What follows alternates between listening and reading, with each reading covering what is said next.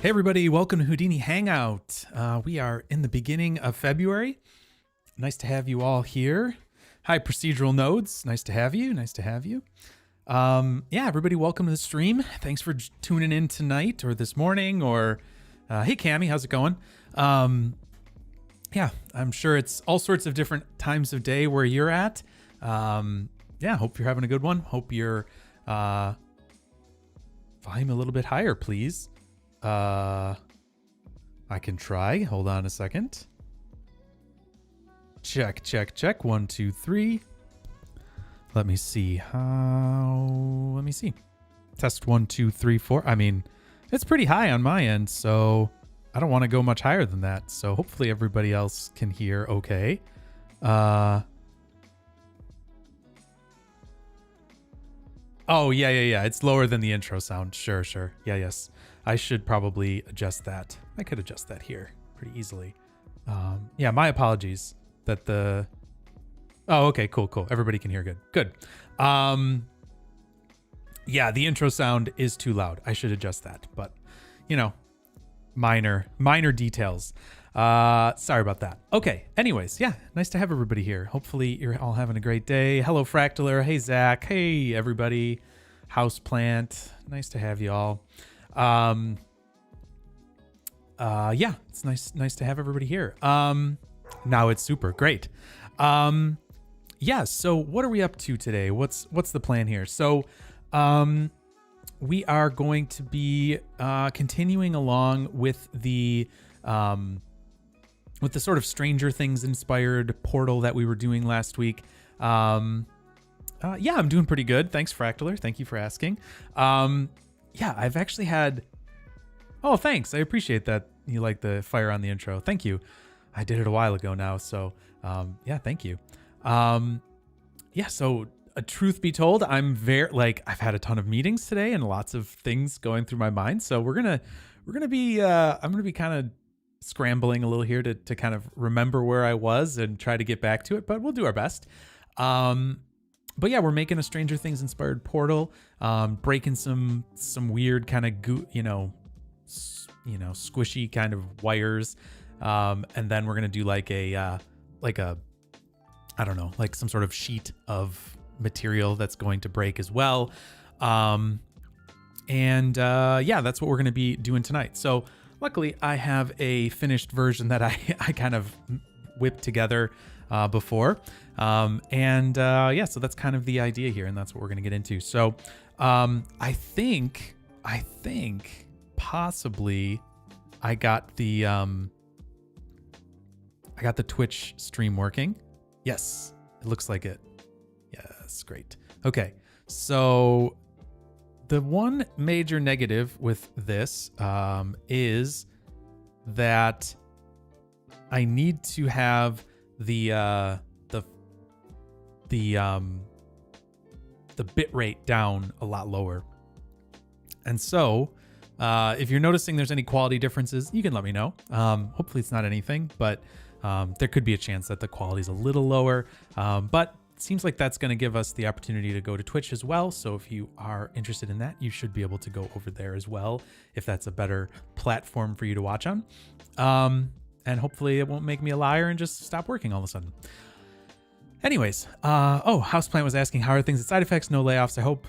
No layoffs right now that I know of. So no, everything's pretty good. Moving right along. I mean, there's been some ups and downs over the past couple years, obviously, and yeah, I mean we are luckily privately owned, so there are no investor overlords to make happy. It is just, are we making? If your hair is blue, you can watch on Twitch. I don't know what that means, but is my hair blue? Is that what you're saying? I don't think it is. It doesn't look like there's blue light on me. Anyways, so yeah, no, things are good over at Side Effects. Wick Will is saying, hello, first time catching the stream, been watching Joy of Vex while learning Houdini. Love having streams like this. Cool. Oh, that's great. I mean, hey, I just started doing it because it seemed like nobody else was, or very few people were. So it's like, well, I'll give it a shot, see how it goes. And so here we are, 4 years later. So anyways, yeah, I'm glad you're enjoying Joy of X. Obviously, big shout out to Matt Estella. I didn't come up with any of that content. I just kind of presented it. So yeah, good stuff. Anyways, hey Xavier, welcome. Oh, that's nice. Same. Okay, so I think, well, I'll do my normal spiel. If you guys are, have questions or thoughts or anything like that, please put it in the chat. Always happy to have folks asking questions, responding. A little back and forth is always nice. Yeah, if you have a question, don't be shy. I mean, I don't know everything. I hope that's pretty blatantly obvious at this point. Yeah, so if you have a question, someone else probably does as well. And if there's something I'm not explaining well, just speak up and just be like, hey, I didn't get that, and we'll do our best to make it make sense. And if there's something you think I'm doing that's dumb or doesn't make sense, I mean, I'm always open to people giving suggestions and helping out to make this as good as we can. It's hopefully not always going to just be me speaking at people and telling them what the right thing to do is. So yeah, that's the idea here. So it's an open space to share things and chat and things like that. So please feel free to use the chat for that. And with that, I think we could probably get over to doing some Houdini stuff. So let's see here. Let's get over and start messing around. I made Paul A do a little dance. Yep.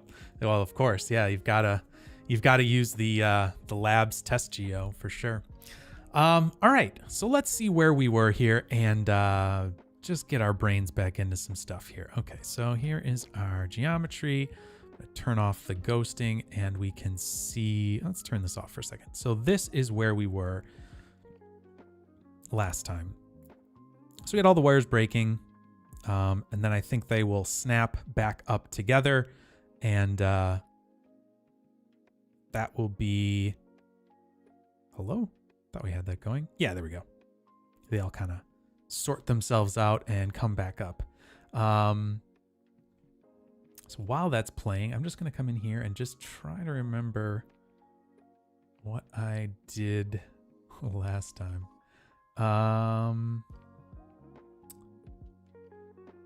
Yes, that is what I did. Okay. I did a glue bond between them and then changed the stiffness. That's what I did. Okay.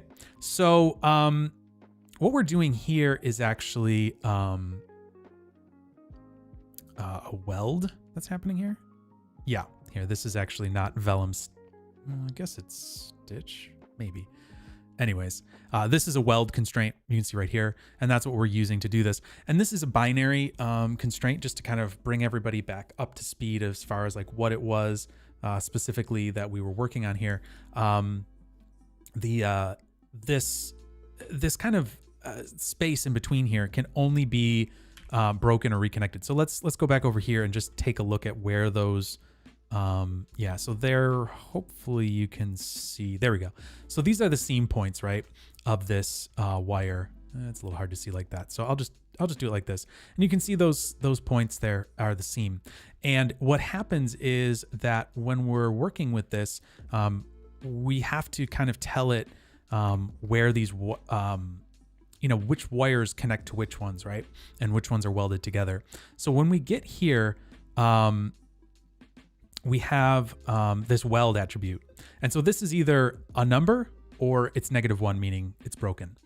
And so that's what we're doing here. We have a rest weld that we're using because once you, I believe here we're removing the welds, right? We're setting the weld to -1, but then we need to otherwise reset it back. So we have the rest weld stored just so that we can pull that back. But really in the scheme of things, that I don't think is going to be your best. I mean, if you want that real snappy look, that's exactly what you would want to do. You'd want to have that value and have it snap back together. But what I think we're going to do instead is we're going to use some glue constraints and use that and the stiffness of those glue constraints to then drive how this break and reattach kind of goes together, because then we can actually get some values that are going to be that are going to be flexible, and we can have it kind of slowly come back together instead of being like an instant snap, So that's what we're going to do here. So let's see how we want to do that. So this we're not going to need here with the rest welds. We're not going to use that.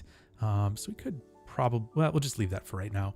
Oh, I'm sorry. We will actually use that because we want it to weld together once they're, unbroken, basically. Like we want them to be welded when they're starting, and then unweld them when the glue constraint takes over, and then weld them back at the end. So we do actually want that. So we don't need to get rid of that because that will stay there. It will always we can always have that little weld in there, and it'll stay in this same spot here. And probably what we want to do here is have this attribute over a certain group. And here we have the seam.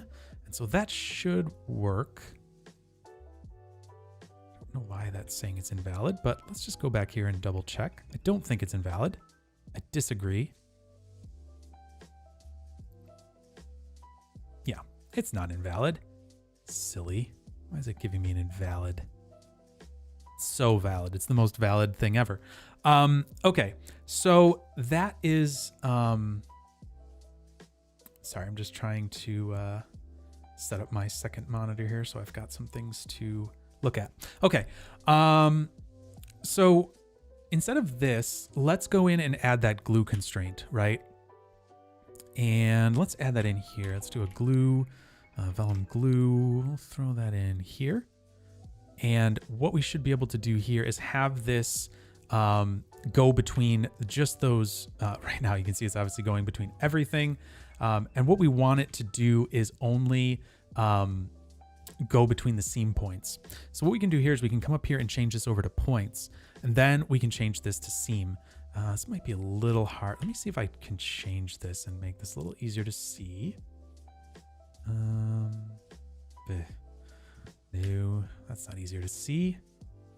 About that. Is that any easier? Not really. Well, you can see them there, I guess. So these are the glue, these are where the glue constraints are going to live. And what I could do here is, yeah, let's just leave this at like a pretty low stiffness and just see what's happening here. Then we can kind of visualize this. I just want to reset that because I don't think that should be in there. Okay. So I'm just going to compile real quick here and let this start going. And when it breaks, it shouldn't break all the way now. Yep, there we go. There's our break. And so now we can see that there's a little tiny gap that's forming in there. And if I took this vellum glue and changed this even lower, go back and start it again, we should see an even larger break happen here, right? And then we should see those ones are hitting the ground. And if we turned this to be, effectively like nothing, we could change it like this. And if we go back to the beginning here, and now if we see this, it should more or less look like it's totally breaking, even though there's still technically a constraint in between there, right? And so we can sort of play around with this, right? Like I really want this to go down to probably close to 0. Let's see what it looks like here with this. Let's see. Yeah, even at that value, it's pretty low. Now, there are still constraints in there, right? So if we look at null, if we drop a null down here and take a look at it, look at our constraint geometry, you'll see that there's all these constraints connected between here. And honestly, you could do, Maitland, you could do magnetic effects, sure, like with things like attracting together. Of course, yeah, definitely could. So obviously right now there's some weird stuff going on here because we've got things that are kind of like stuck together. But you can see here that these constraints now really aren't doing much. Now there is a little bit that's tying them together. So that's why you'd probably want this to go down really low. And it's probably something to just kind of feel out and find the right attribute to have the right amount of stiffness basically between them. And really 0 would be the best. It's just a question of how you want that to kind of, how you want that to map. And so it can be tricky because when you get down to those really low values, it's basically 0, but it's not quite. So anyways, that's kind of the idea here. And let's think a little bit about how we would want to do this. So, sorry, I'm just trying to remember a little bit about what I'm doing here. Okay. Yeah. So what I think makes the most sense here is we've got this mops fall off, right? That's happening. And if we watch this, can we preview it? Yeah, we can preview it there. As this is going between, let's just change it to just mops fall off. We can check the values here. So it's starting at 0 and it's, I can also change this to the seam group only. There we go. So now we're looking at mops fall off for the group seam. If you've never used this before, it's really kind of handy. You can turn these filters on and off. So just a way to kind of focus your geometry spreadsheet a little more. So here's the value of 1 when they're like that, and then they're going to go down to 0. So what we could do is multiply these, right? So we could take this mops fall off value and multiply it by some sort of a rest value, right? And so we want to get that rest stiffness as well, right? So let's add that in here. So we've got this swap that's happening here with weld and rest weld. Let's do the same thing with the stiffness. However, that's not going to be on this one, and I'm just realizing that right now, because remember, there's multiple different geometries going into a vellum solver, right? And so the stiffness does not exist on this, right? This is not where the stiffness exists. Let me turn these filters off. In fact, there's no primitive information here. It's all in the points, and you can look here. There's not any stiffness, right? So that we're gonna need another attribute swap. We're gonna throw that into the middle, kind of stream right here, and that's going to be, and I'll do this stiffness. So we're gonna have the rest stiffness there, and so now we can take this, and we should be able to say in the primitive class we want our stiffness, and I'm going to just add this to be rest stiffness like that. And that should work. So now we have our stiffness and a rest stiffness and rest stiffness. Sorry, I feel like that's a mouthful. But here you can see these are what our stiffnesses are existing as. And this is obviously really, really small. So what we want to do is we want to give it some sort of a, some sort of standard value, right? So we don't want it to really, like when that weld breaks, we don't want it to like jump super far apart. So let's see what value makes the most sense there. So we want it to be like loose, but not too loose. So let's pick like 1,000,000 here and just see where that puts us. Not viewing my vellum solver. And let me turn this preview off, just so hopefully you can see this a little better. So we're just going to watch these and see if we see any breaks in this. I don't know if we will. Yes, we are. Okay. So we don't want that. I mean, the other thing too is that if we added a sub-step to this, a little more constrained iterations, we might not see that break so much. So let's see if that helps us.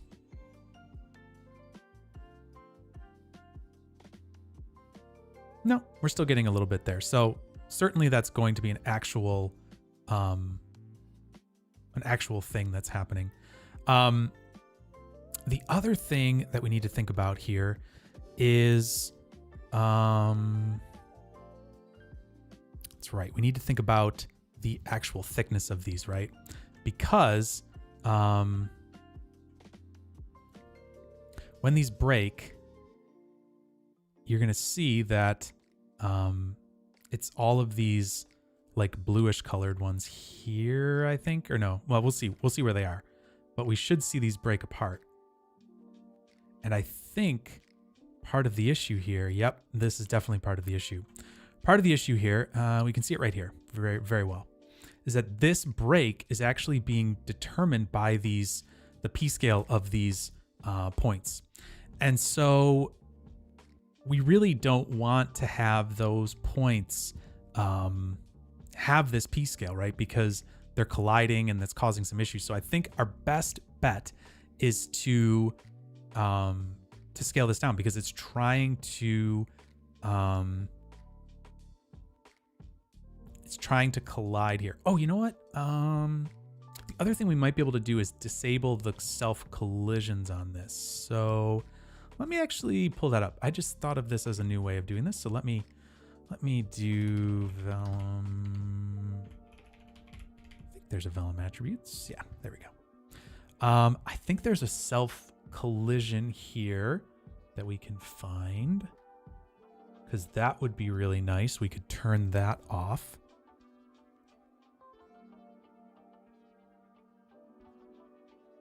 Yes. So if we put a disable self on this, that should mean that it will not collide with itself, but it will collide with external stuff. So let's try that. Let's give that a shot. See if that helps. Because that's actually probably better than setting the P scale to 0. It's a little bit more of a practical thing. So we need to do that on the actual geometry itself. So let's do an attribute. Let's just do a point wrangle. That's easy enough. It's going to be one quick line. So we're going to do s at disable self. I think it was all one word. Sorry. Whoops. Was it all one word? Yes, it was. That equals, or no, sorry. It's an integer. It's an integer value. So we're going to say I disable self equals 1. And that should be fine. And we'll say this is for the seam group. This is going to be on the points. And we should have disable self. There we go. It's showing up as 1. So let's see what happens there and see if this works. I think that actually might work. So we'll see. We're going to watch these break apart, see what happens.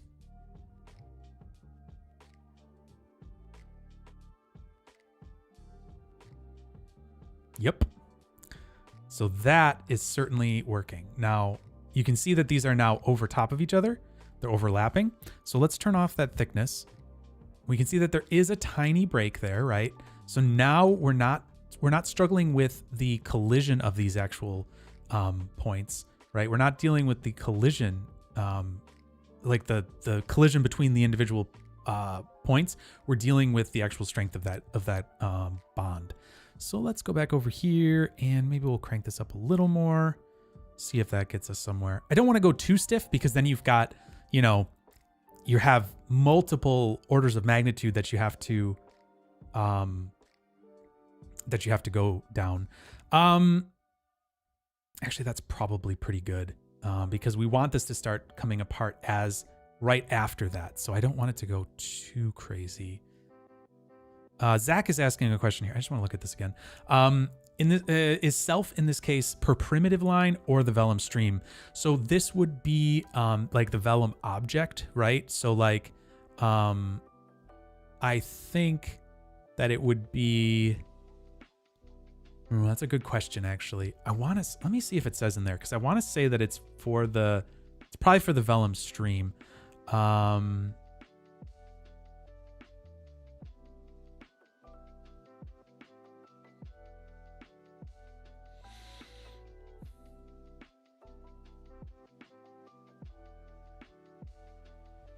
Oh, wow. This is some other stuff here.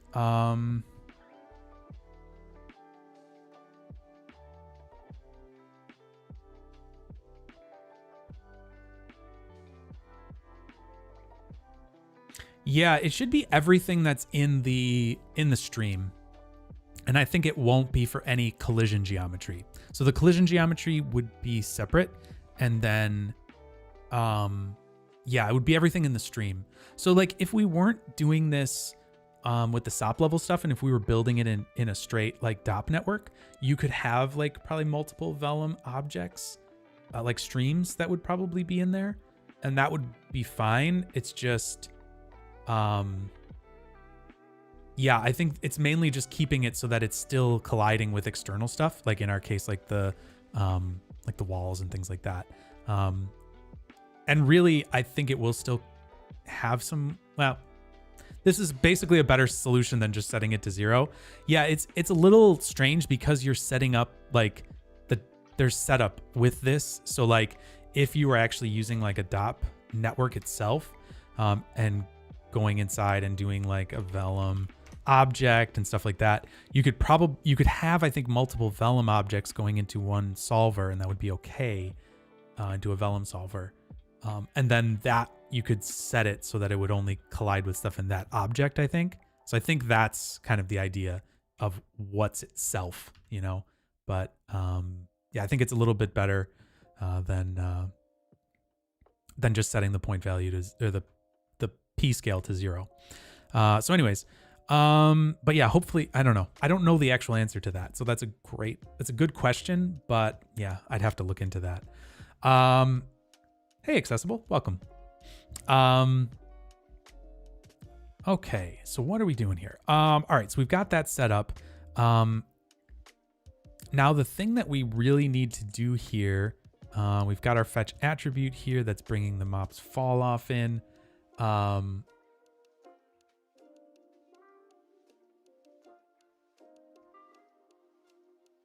Yeah, sorry, I'm just trying to think about what we want to do here. So we're bringing in the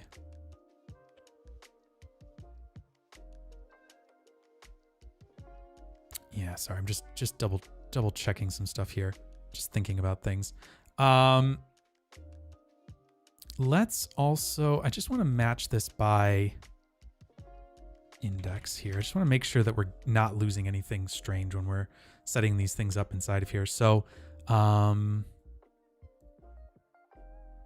I think we want to do a,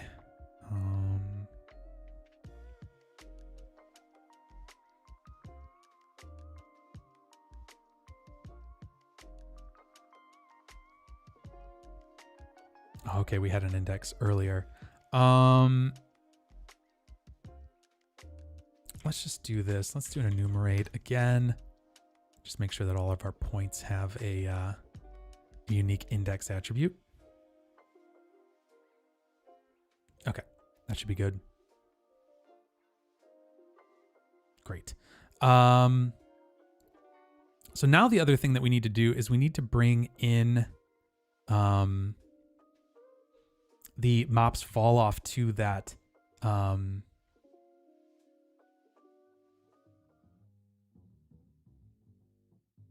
to our constraints. So I'm just going to do this as well. Make sure we've got some index attributes on those as well on our constraints. We need to bring this mops fall off into that as well. Now we should be okay here because we've got, yep, we should be fine. This should be fine.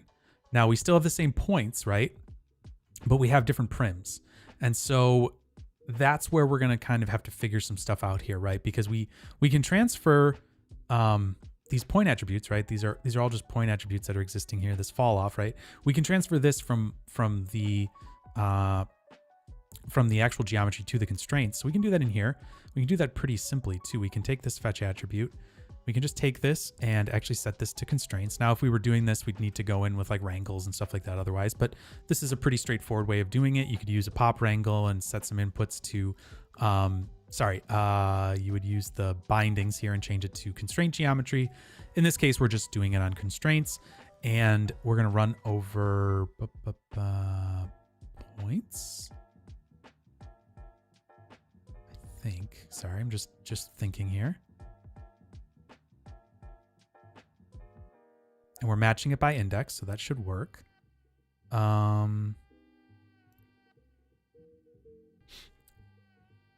Yeah. Okay. Just checking here.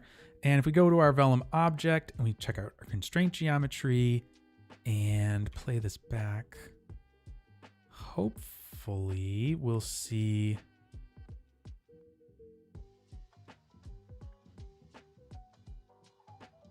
Hopefully we'll see that there, unless I'm mistaken here. Yeah, there we go. There's our mops fall off. Great.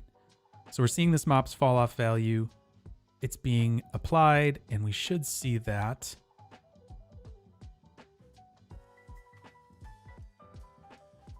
Yep.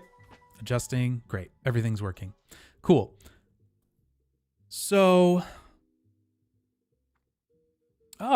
Stefan Walsh came in here. Getting collisions within the same object under control is where collision groups come into play. Yeah, right. There you go. So having collision groups would enable it only for that specific. Yeah, I guess that makes sense.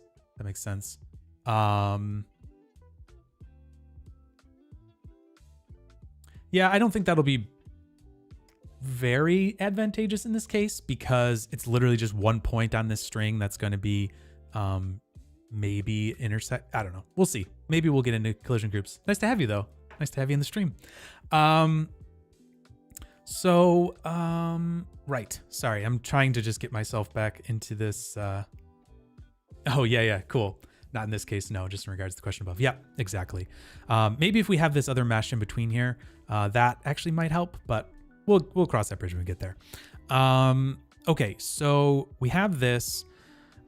This is bringing in the attribute to our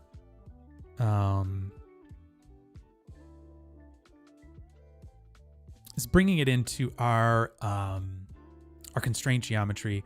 And then, I mean, maybe there's a better way of doing this, but all I did to kind of get this working was throw a SOP solver in here because it's kind of an easy way to do an attribute promote. So I don't think there's a way to do it here. I don't think there's a promote in here at all. Nope. So if I did a SOP solver, I can pretty much just take this, run it over constraint geometry. And then if I come inside of here, where's my, hello? It's not showing me anything. Let's see here. Let me just reset the sim. See if that helps. There we go. So if we come in here, right, we can take this MOPS fall off value, we can move it over and promote it up to the primitives where it's existing. So that should be really helpful for us. So yeah, let's take a look at that. Let's do an attribute promote, and we can take that.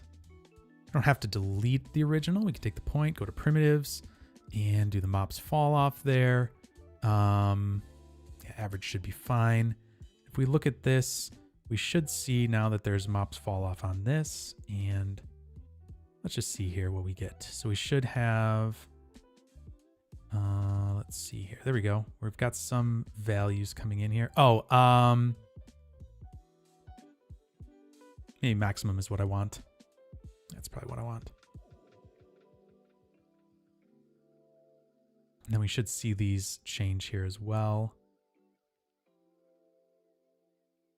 Yep, there's changing.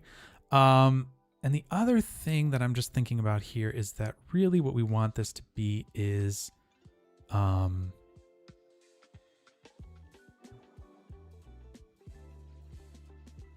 let's see here. Let's just add another group into this because I didn't do that. So let's go up here, add a group. We'll call this seam glue, maybe something like that. And then we can just run that over just those.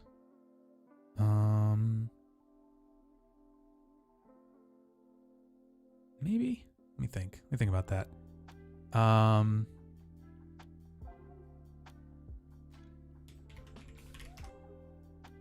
So let's do that.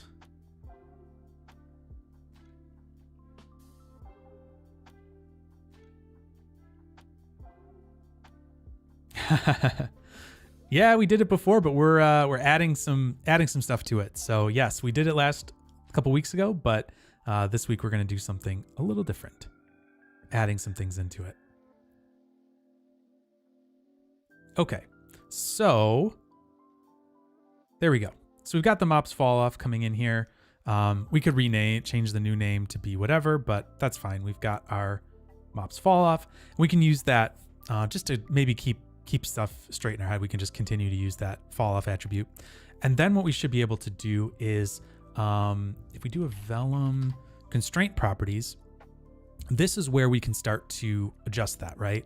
And so honestly, before we even start to like do anything too crazy here, we just turn on the stiffness and go to the group here and check the seam glue.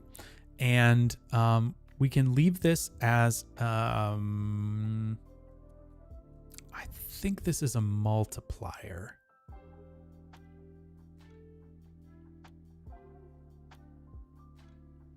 So let's just leave that for right now. See what that does. All right, let's go back. Hello? No? Okay, great. Let's just do this. Let's do this. Let's take the parameters from this and just open it up and come back up here and look at it from there. I'm not actually sure if this is an override, if this is a multiplier. Actually, I can check here by doing stiffness here.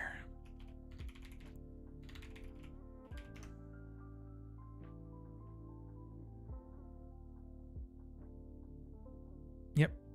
No, it is overriding it.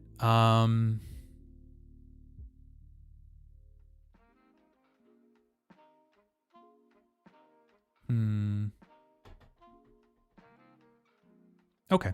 Well, that's fine. I can change this to be, was it that? Can't remember what I had it at. Yep, that's fine. Okay, so we'll change it like that. And we'll just let it break apart, and then maybe I'll just animate this down to see how this looks like breaking apart. So, yep, we have it separating there. You can just barely see it moving. So now if we take that, like at this point here, maybe at like 120, let's take the stiffness there and shoot, I can't remember where it comes back up. Let's just look at this real quick.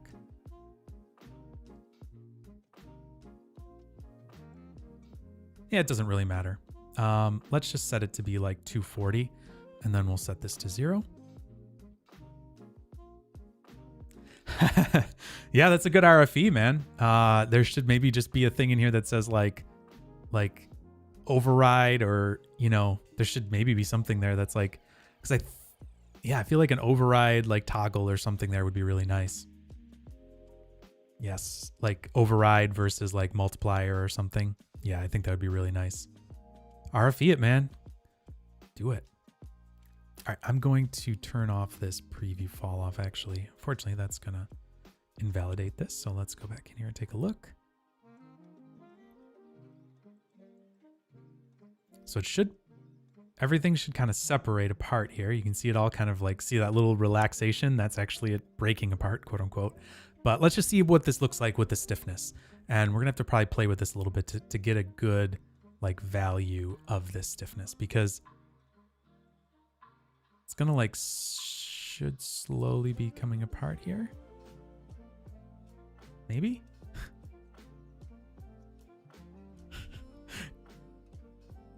Oh, wow.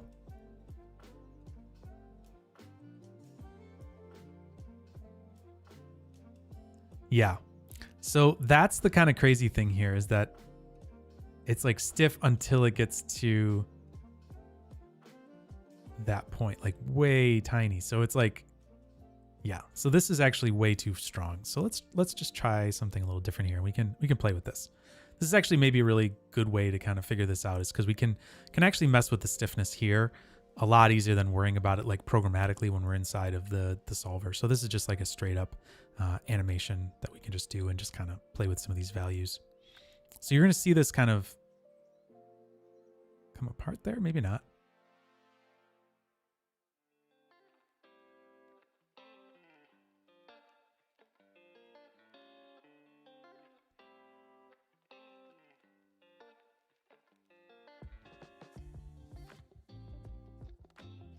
Huh.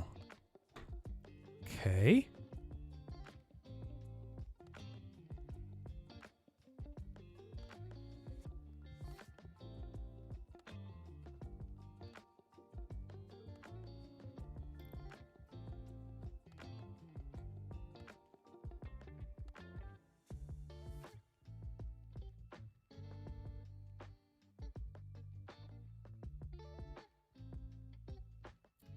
No, it definitely is working. because I'm changing the stiffness here. It's just too little, I guess. I don't know. We're going to see.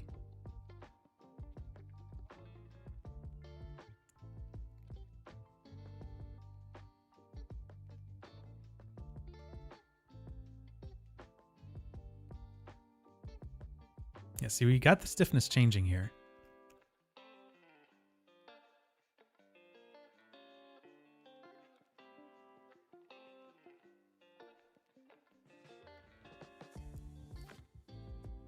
Yeah.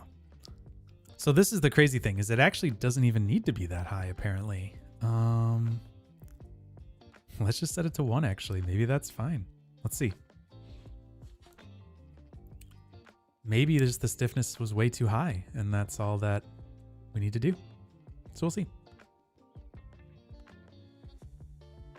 Okay, yeah, you can see there now it's actually breaking a little bit under that.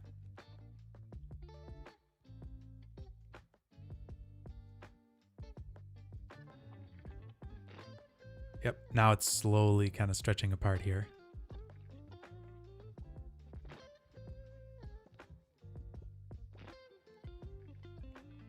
There we go.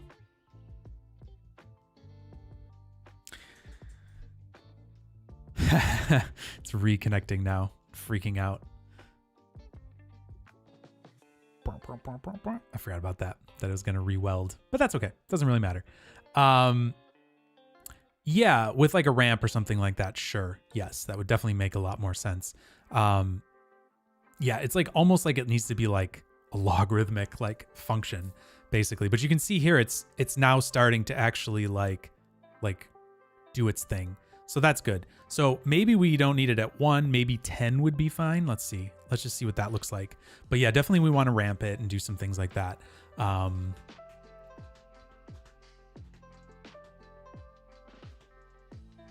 actually feel like we can do that ramp.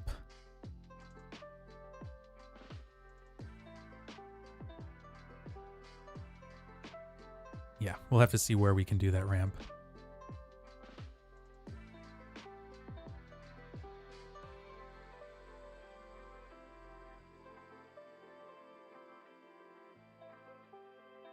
Yeah, I could reduce the number of points. That's a good point.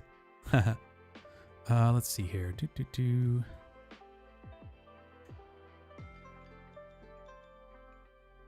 see. Hey, Plankton, welcome. Yeah, let's see what happens here. This should.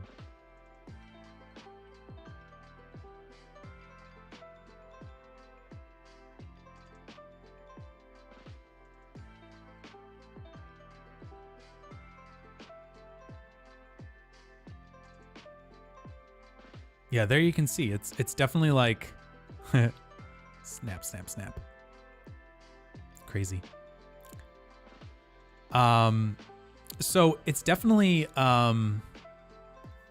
it's interesting. It's like in between like 1 and like 10. It really doesn't need to have much strength on that glue bond. It's very interesting.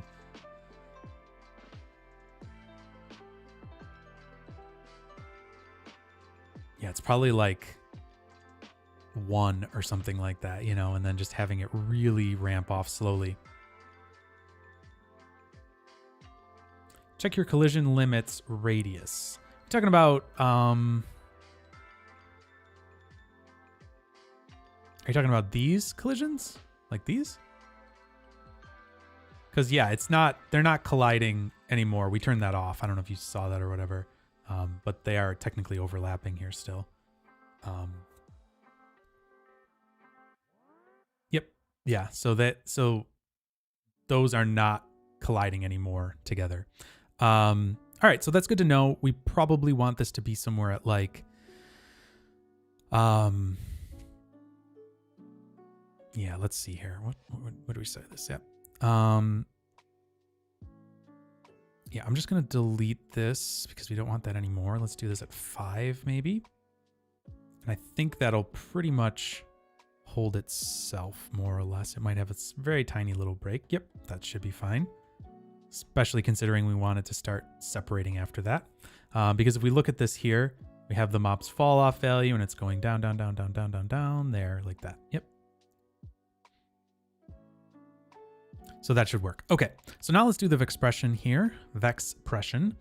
And this should be pretty straightforward because really all we want to do is just adjust this stiffness value. So what we can do is do stiffness equals, and then we can do, or we could just actually do it. No, we need to actually have the rest stiffness. That's right. Because if we don't have that, which we have here, we have the rest stiffness. So if we don't have the rest stiffness, we're kind of in trouble there. So let's do this. Oh, right. I had that up, so I can just do it right here. So let's say stiffness equals, and then what we're going to do is we're going to take the mop's fall off values. This is going to be f at mop's fall off, and then we'll multiply that times the f at rest stiffness. And so the reason that we're doing the rest stiffness there is that we want to be able to have this come back, right? Because if we're writing to this stiffness value and then the stiffness goes to 0, we can't really go back up, right? Very easily. So we want this stiffness like this. And it's really interesting. I see Cool's mentioning in the chat that he's saying, oh, make sure you do f at stiffness. But when you're doing vexpressions like this, is that you actually need to take the name of this parameter here, which if you look is stiffness, and you actually don't write it as like an attribute. So you just do it like this. So let's give this a shot, see what we can do with this. This should at least work, and then we can tweak the values a little bit. Yep. So it's working. It's just not really like stretching itself out now very well. Now let's look at it reconnecting, because that's really the place where I think you want to see it the most. And that's going to be kind of the longest part of this. So why is that still snapping there? Hold on a second.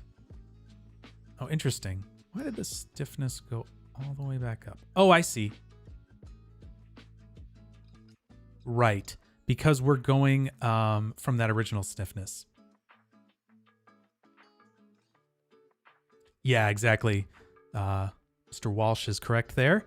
It's a stiffness parm. It's not an attribute, so it's a local variable. Yep.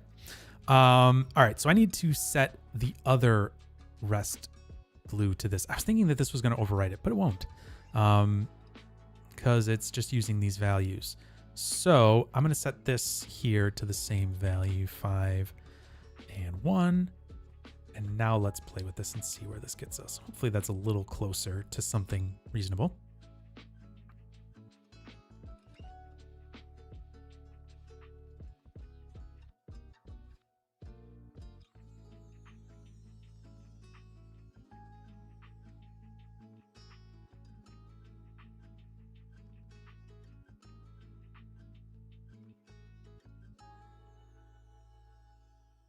Yeah, we got a little weird like connection there, but it's okay. All right, so we are definitely getting some more stuff happening here, and these are all kind of like connecting back together, so that's cool. But we do need to kind of tweak the stiffness value because it's going a little too quickly back up to like, for example, let's see where the first one comes in here. There's the first one. What is that coming into? So yeah, like it's just like hitting this value so quickly. And so that's what we need to do. We need to adjust that a little bit. So I'm just going to minimize this for a second. Let's go in here. I can't remember if this fetch attribute has a remap. It does. Perfect. So let's do that. Let's do a remap here. We'll say the in range is 0 to 1. And here's our remap bias. Great. So what we want it to do is take a long time close to 0 is what we want. So let's adjust this to a Bezier curve. Let's turn, I think I can just select all of, hello. Select both of these like so.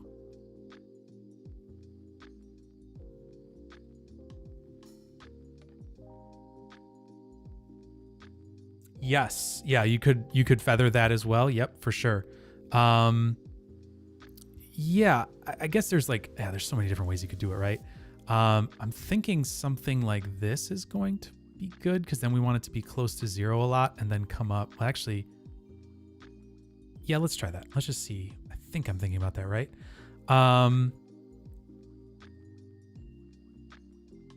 Actually, I'm just going to do the same thing here and pull up the parameters for that. And then I've got that right there. Pull those out of the... Yeah, is there a mops like just a feather? I don't... No, there isn't. Smooth, no. Okay. Yeah, we could make this bigger. But it already is pretty long if I'm remembering correctly. Let me just see here. I feel like it's super kind of long already. Yeah, I mean, it's already pretty big, but anyways, yeah, that makes sense too. So let's try this. Let's see what happens. I may have done that the wrong way, but you never know. Maybe I did it the right way.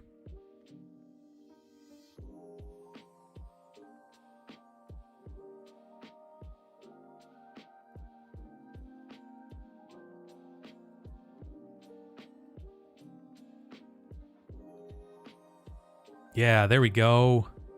That's what we're talking about. Why are we getting these things twisted there? Oh, they're just... Yeah, they're literally just twisted. Okay. Well, there's probably not a whole lot I can do about that.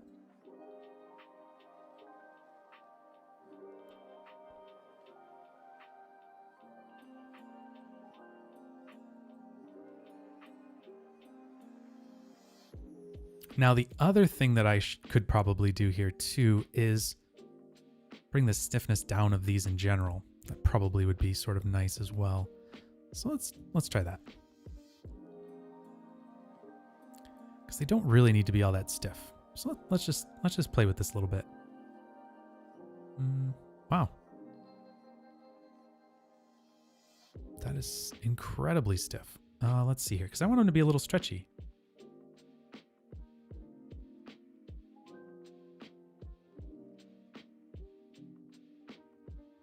Okay, the other thing I want to do is reduce the bend.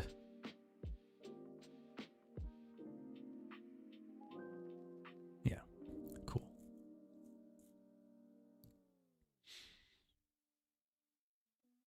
Yeah, damping could also be a nice thing to adjust as well. I'm just going to let this, see what happens here.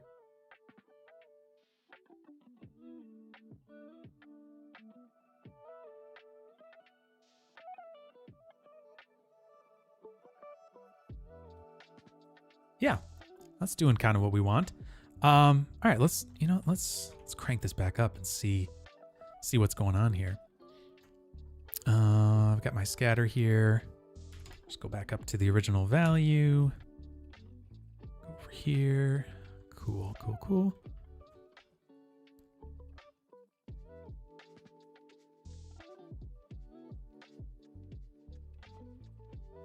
Yeah, let's see how this... Oh, yeah, I don't think we'll have a kaboom here. I think we'll be good.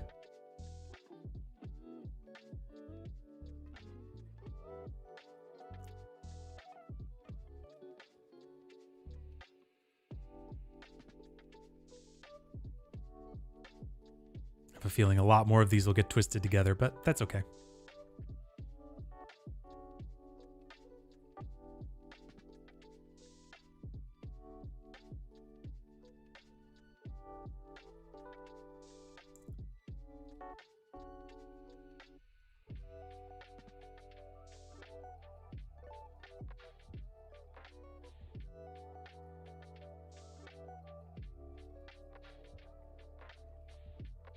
They're all getting all twisted together.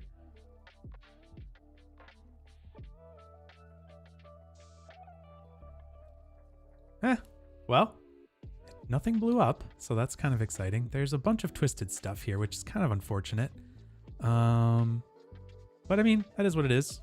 You know, can't be exactly perfect.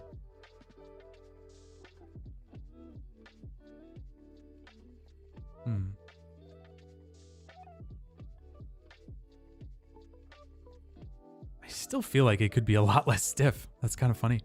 Let's see here. Let's go back. It's alive. Yeah, it is. It's definitely alive. I mean, why does it feel like it's so stiff? Well, there we go. That's definitely a lot looser. Too loose. All right, let's... Maybe it's just that the density is so low. Maybe that's it. Yeah, I don't want to, like, make it that much crazier. Well,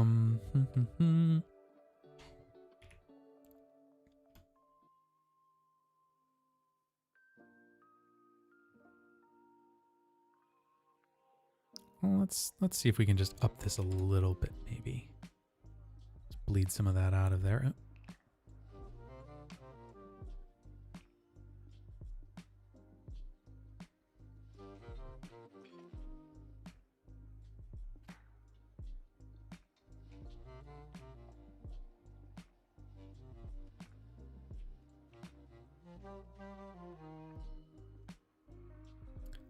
Okay, I think that's looking pretty good. Pretty happy with that. Let's throw this back in there. I guess we could just do it like this. That's fine. Kind of feel like that's just really obnoxiously blue, so I'm...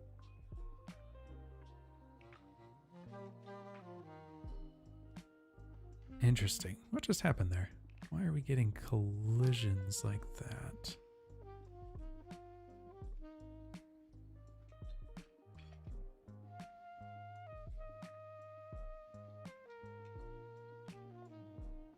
What is happening there?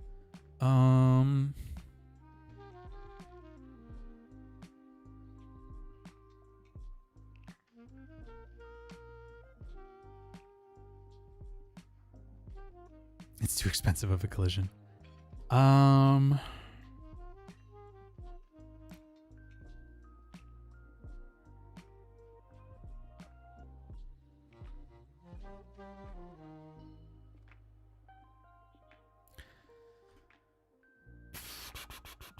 Let me do this. Vellum pin, right? No. It's just this. Nope. What am I doing? Vellum constraints. Let's throw this in there. Check collision for type and radius, I think you're saying. Yeah, so...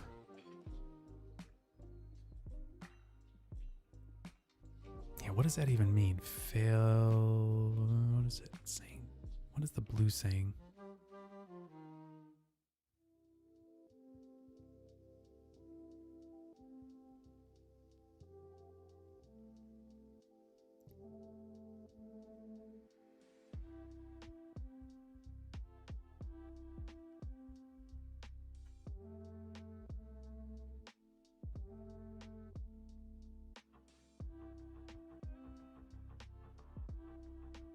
Yeah, so maybe what I should do actually is... Well, I was going to do this, so let's just try this here. Take that off. Let's do this.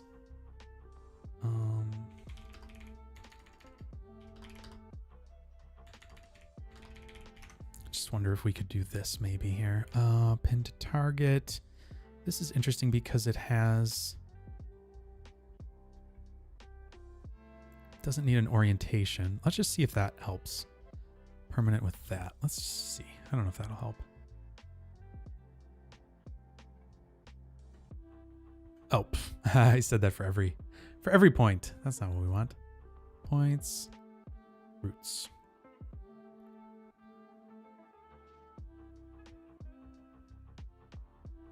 No.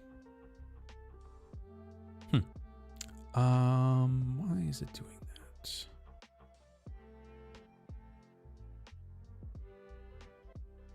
Yeah. I'm not sure. I mean, it's funny because that's really not even helping. It's kind of funny. Like it's still doing the same exact thing. It's also really odd that it's, I'm just going to do this and do this. And I, sorry, did I sneeze or something? I don't know what I did. Maybe I coughed. Sorry, my brain's not really firing in all cylinders right now. I wonder if we do the same thing, but with an external. We could probably just do the same thing we did before, but just do,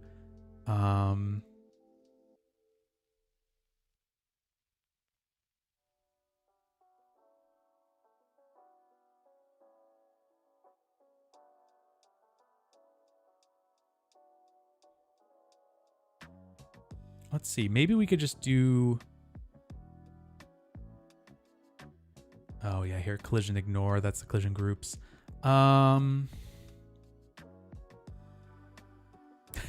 No, it's cool. Yeah, thanks for joining, cool. Welcome, glad to have you. All right, so let's just see if we can do, I just know that the attribute adjust float will do our P scale automatically. So I am just going to do that. And this should be set to roots, I think. Let me just see here. Points. And let's see, where's our P scale?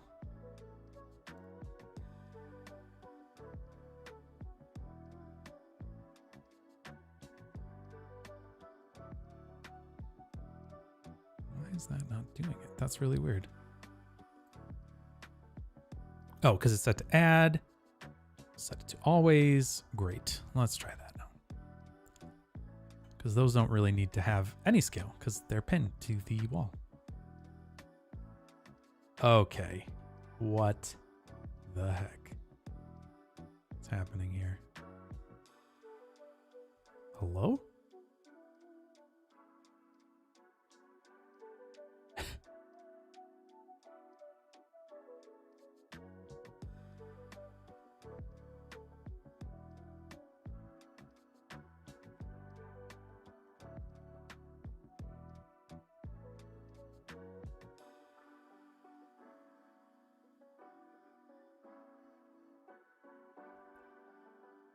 Why did the P scale go to 0.1? What? I must be doing something really strange. What did I do? Why is it doing that? Why is it doing that?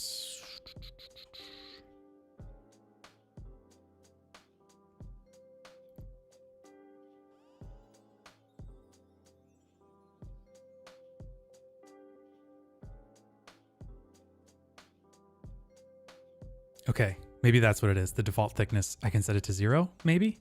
Let's see. Hey, there we go.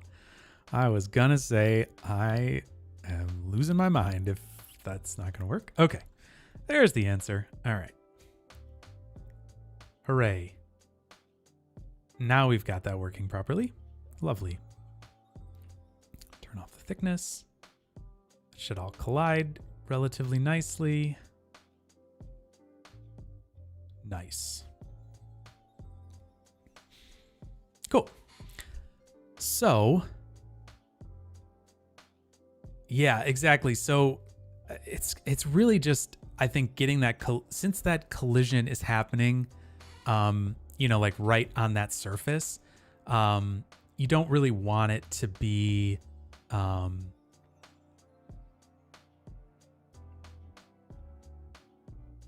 sorry, I just saw a thing pop up and I was like, who is that? So yeah, now it's going to just react as if it's just part of that, like it's just connected to the wall. And technically what we could do, because I actually don't think that it's doing a, yeah, so what we could do is we could turn this off. We could do the, I wonder if this would work now. Vellum constraints, add this in here. And if we do this to the points, roots, pin to target. So if we say they're both permanent, is this string or is this hair? Because, oh yeah, string doesn't have an orientation. That's right. Hair does. So what if we did that? Just out of curiosity. Let's try it. What's the worst that's going to happen? It's going to blow up.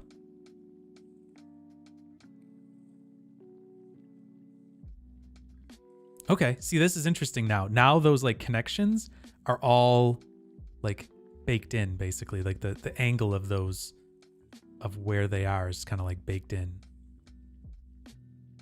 So that's kind of interesting.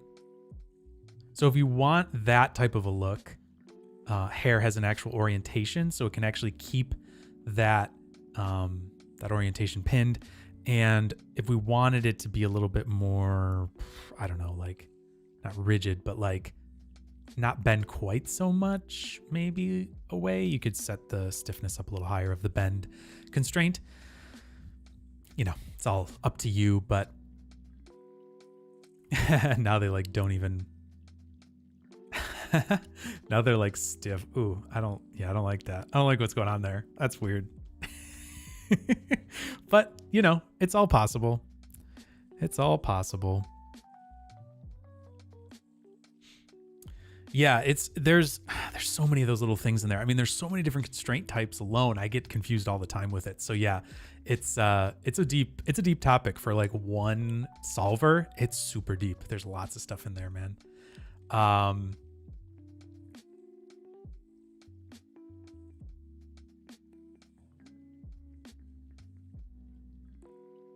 Yeah. So anyways, there's lots of things that we could be doing here. There's so many things. I think what I'm going to do is just set this to like 0.5 of that, which isn't quite, it's like halfway to the next stiffness, basically. But anyways, yeah, let's just see what that looks like. And then we can kind of move on from there, move over to the, yeah, that's fine. It's a little less,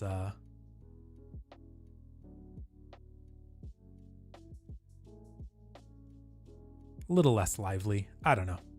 It doesn't really matter. I mean, we could also just have it be, just have it string and just call it a day. And then it's just going to be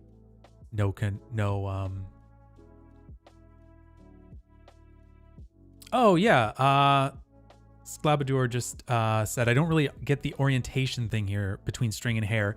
Can you quickly explain? Yeah. So basically the idea is that string does not have an orientation to it, right? So, and hair does. And so when you're asking it to pin, so you've got two different options here, right? You've got a pin type and then an orientation pin type. Within the standard vellum hair, or the standard vellum constraints, that doesn't exist within when you're setting the constraint to hair. Right. Okay. So if we're setting it to hair, it does exist there. So this is it's kind of pointless. So that's why I wasn't getting the orientation thing there. So I'll do roots again. That's great. So now we can just do it in 1. There's no reason to do it in 2. I was kind of wondering why that wasn't there. So with string, no orientation. So you don't have the orientation pin type here. If we change it to hair, we do get the orientation pin type. So that's a nice little way to remember that. And so what that's basically doing is, it's adjusting this root right here, right? So let's watch, like this one would be a really pretty obvious one. Let's watch this one right here. So when this goes right now and it has a orientation pin to it, that means that it can actually keep this original orientation in place and not have it like flexing. So now you can see that orientation is staying exactly the same when it lets go, right? So if we go back over here and change this to string and do the same thing, it's now basically just rotating around this one point. There is no orientation. They're telling it, hey, keep this point fixed in this direction. like there is, sorry, I probably did that wrong. It's like there's no like vector or any I think it's a quaternion that's actually doing it, but there's nothing there keeping it in that axis. So right, it's as if it was coming out of the surface versus being like imagine like having like a ball and socket joint that's like totally loose versus one that's stiffened down. That's kind of the difference between the two, right? Like if you had like a camera, like a ball head for a camera, and you're like moving that around, obviously if it's loose, it can just kind of flop all over the place. It has no orientation constraint. But if you tighten that thing down, it has an orientation constraint, and it's going to stay locked in that orientation. If you then put put something off of that, like some sort of like a pole or something like that, or like a piece of wood, or something like that, then its bend is going to be a part of that that system, but the original root is going to stay locked in that one direction. So yeah, like a brush. Yeah, a brush is another good thing too. Like if you had a really soft like a long bristled soft brush, you could kind of flex it around a little bit, but the root is going to stay pinned down. So yeah, there's lots of things that you can do with this, and it's just really about understanding that how that lock is actually, like, what it's actually doing, right? And so the other thing you could technically do here is if we change this to hair, we could change the orientation to soft, and then I think it's picking up this bend stiffness constraint. I think it's gonna have to compile the kernel. Yeah. So now this is like somewhere in between, right? So now if we do a soft orientation pin, it's going to now be able to flex a little bit more than it would before. And it has like a little bit of like give to it, right? Versus being completely stiff.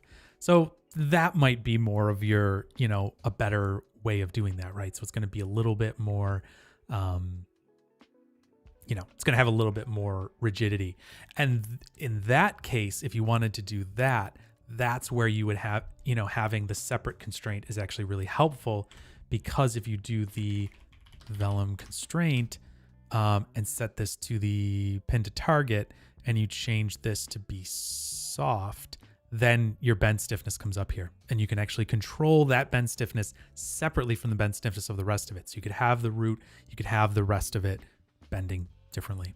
So that's where the usefulness of that comes in. But anyways, hopefully that makes sense, Sclabadur. Hopefully that you did say, gotcha. So I just over-explained that for no reason for like 20 minutes. Glad I did that. Anyways, cool. So we've got that. Let me just see where this is at.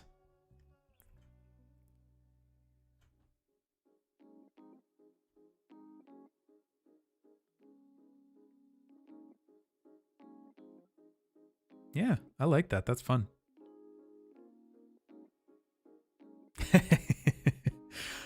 Oh man, that's the problem with me, man. You get me talking and I'll just go forever.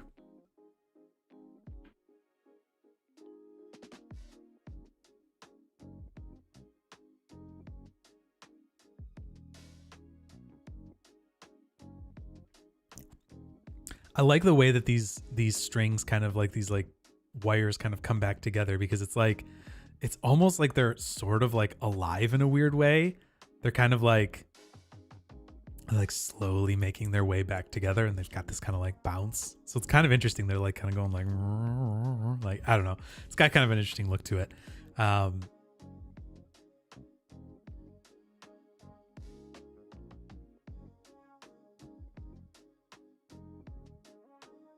there's a lot of weird overlapping threads in there, but what are you gonna do?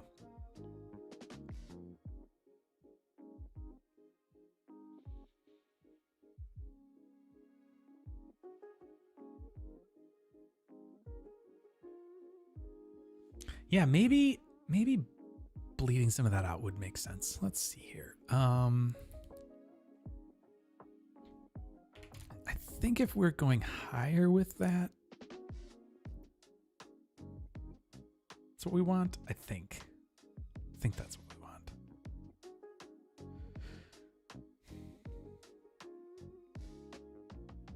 Yeah, that seems to be damping out some of that stretchiness, the movement.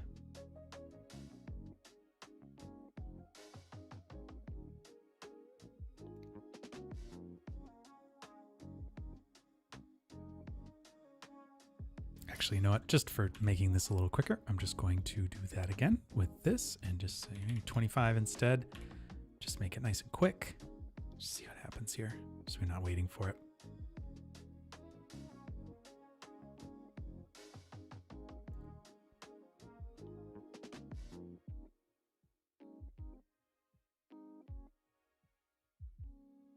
I think I originally did mine about this resolution. Like maybe I had like 40 scattered points being, you know, done on each side. So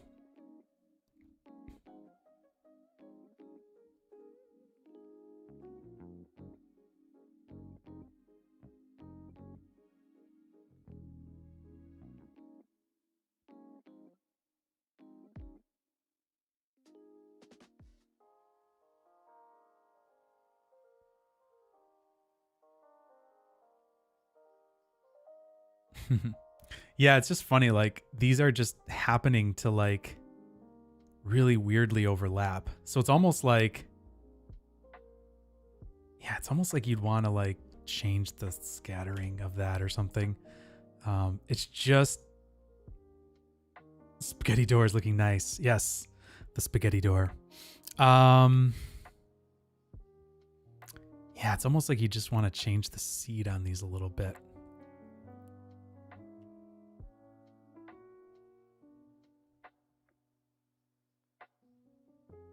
I don't know. Anyways, okay, so we've got that going. I think we're gonna just call that a success. Maybe we'll just set it to 50. Yeah, well, there you go. And then I can just set that back. There you go.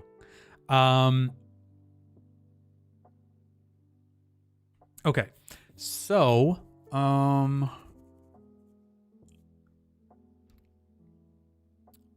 got that. All right, so now we've got to do this sheet that we've got here.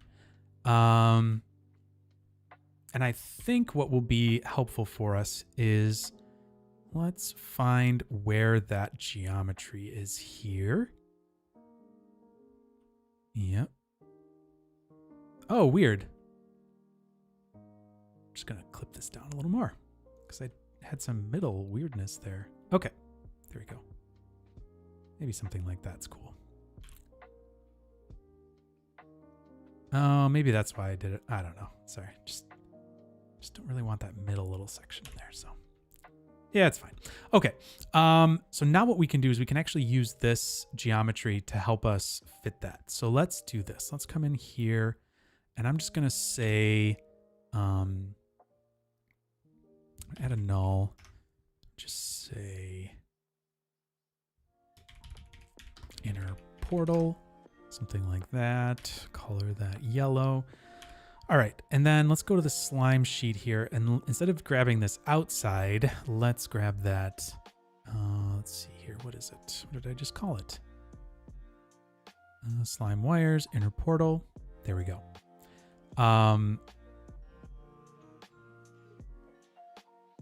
So that is. Oh, right. So actually, what I want to do is get before I clip it.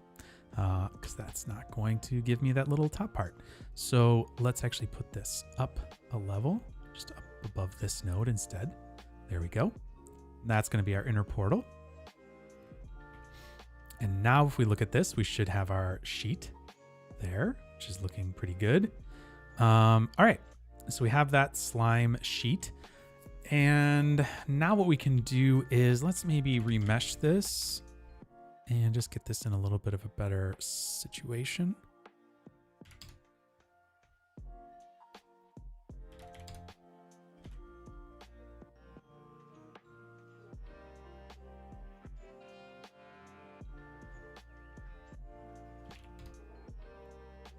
Yeah, something like that looks pretty good. All right, sorry, I'm just going to go over here and just take a look at what I did before, just to help my poor brain a little right now here. What did I do here?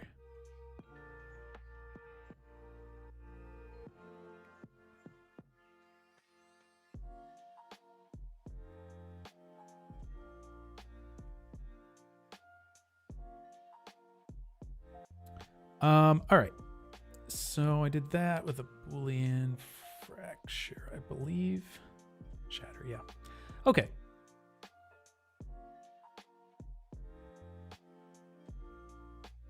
Great. Let's do this then. Yeah, actually I don't want to remesh it just yet.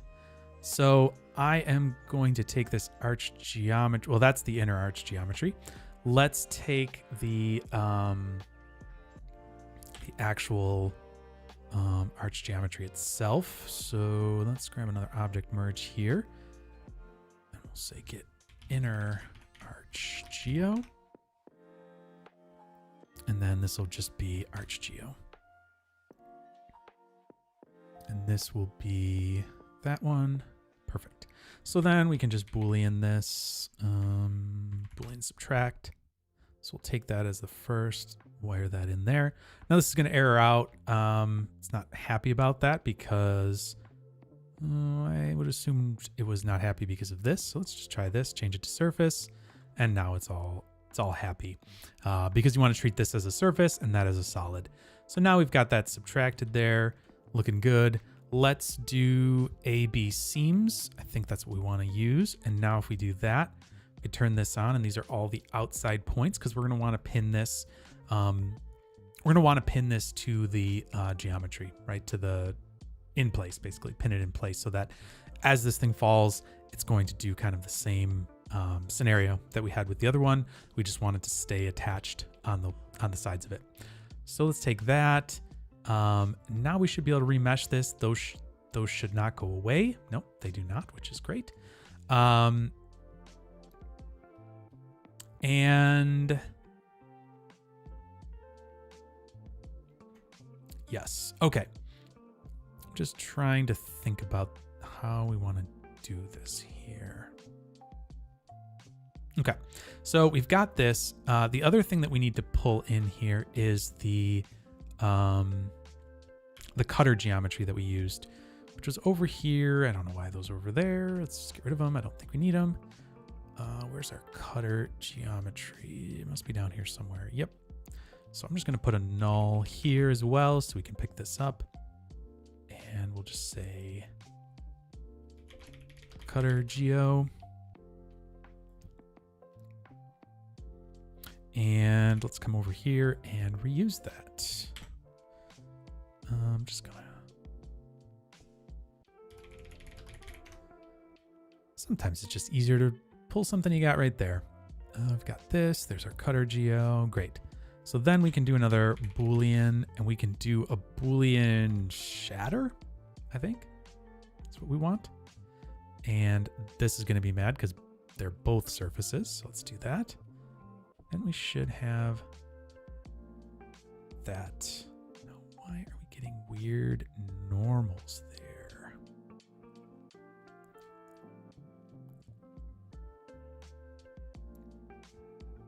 Oh, is it using the normals from this? Yeah, that's got to be what it's doing.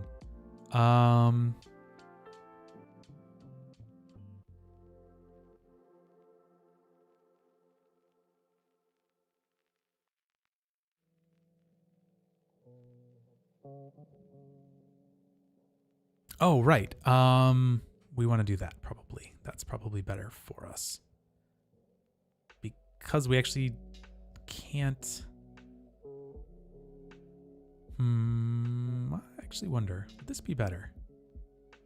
To do this and then remesh it. Would this be better? Yeah, that might be better actually.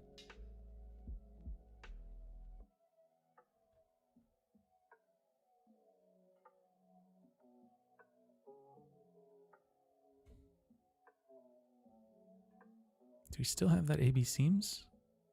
No, that is gone. Why is that gone? Why is that gone?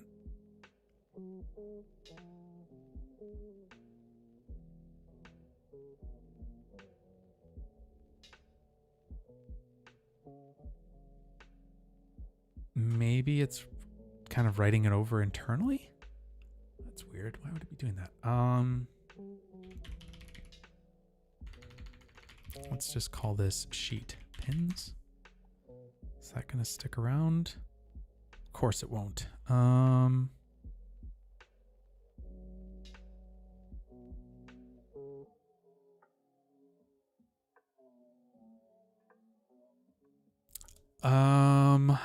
Okay. Why is that happening?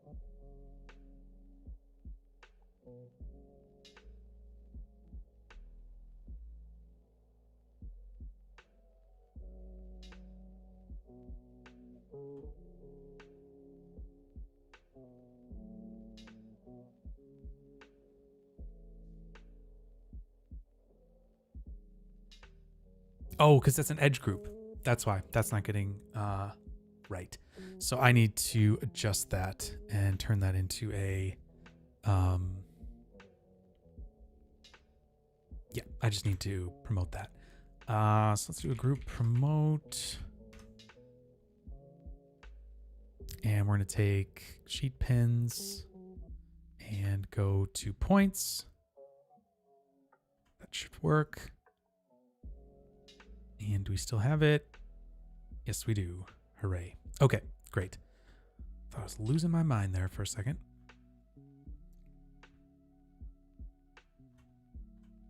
Okay, this is looking good. Maybe we even go a little finer with this. Yeah, okay. Well, let's start with this 0.05 and then we can always get crazier with it.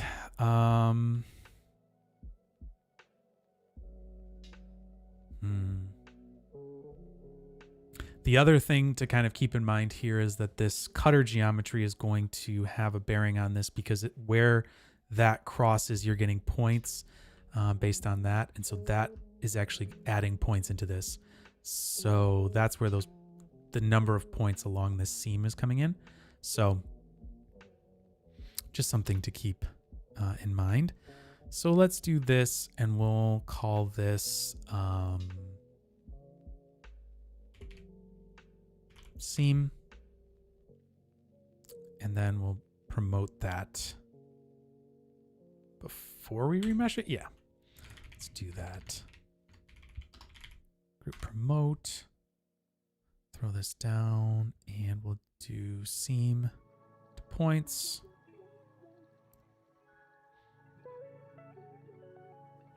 Great. So if we do this here, sorry, I'm just going to check what I called these things over here. I think I called them seam, right? Is that right? I had a seam point group and a roots point group. I'm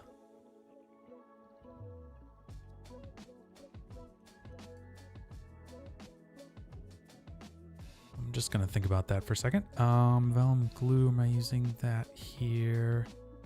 Going over seam, that's good. Should be good.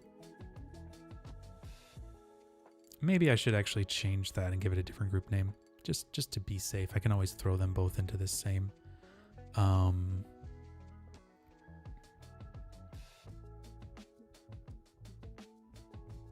Okay, I'll just use the same terminology just so that we don't get too confused here.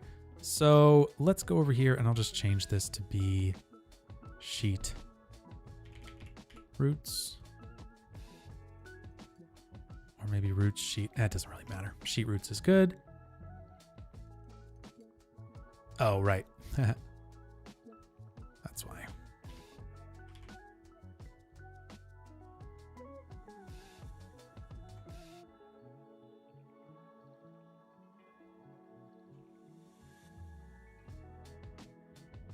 Okay, great. Sheet roots. Then if we come down here, we can change it to sheet seam. There we go. Remesh. We should have sheet roots, sheet seam. Why do I have an underscore at the end of sheet roots? Oh, because I have a space there. Whoops. Okay, cool. So we've got this, we'll say out, I don't know, slime sheet, something like that. And let's bring this over into here. And we should be able to,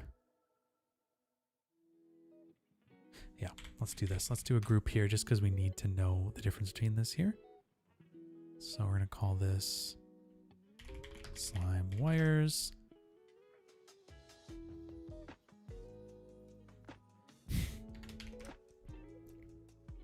Forgetting my what do you call it? My naming conventions here. All right, so let's do this slime sheet.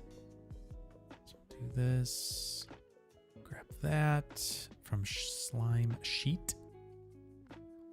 And we'll just group this right here just so we know we've got it proper.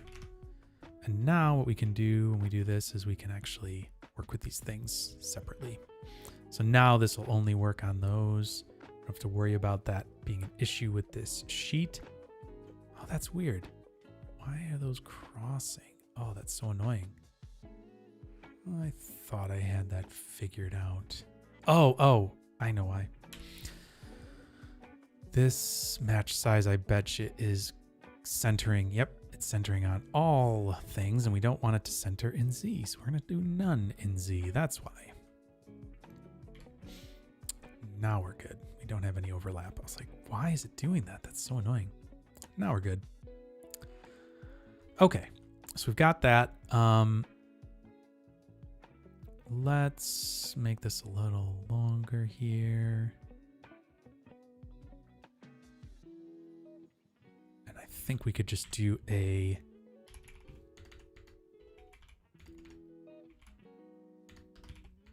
Man, the typing is doing great today. Velvet cloth. Let's grab that. And let's do this group along the sheet. So that should be just working on the sheet itself there. And let's pin down our sheet roots. I think you'll see that there's going to be an issue here in a second, but for right now, we'll just leave it as is. Or turn that way down. We don't need that to be so stiff. And I think what we want to do here is we're going to want to maybe set a different glue for the constraints between the sheet versus the constraints between the wires, because the sheet's going to be a little heavier, I think. So it'll be something to keep in mind there. Let's just visualize the thickness of this. Sure, that looks pretty good.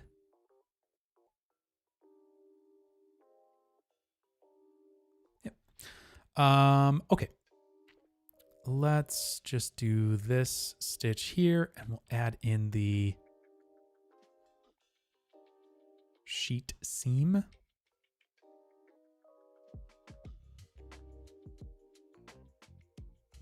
And that should weld those across also. And let's just see what happens here. Let's just go crazy. You know what I need to do? I need to save this to the other location. Just realizing that. So let me do that.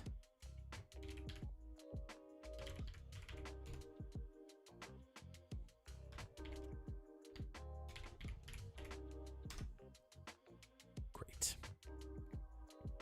All right, let's give this a shot. See what happens. I may have forgotten something here, but we'll see. But that should be right now. And this, I think, will be pretty obvious that we don't want the whole outside pin, because then nothing is really going to open up. We should see that as this goes a little bit further.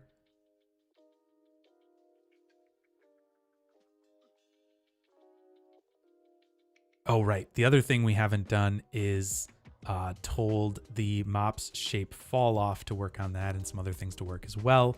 So that just welded together. It's not really doing anything yet. So let's come in here and do this over the sheet seam as well. Let's come in here and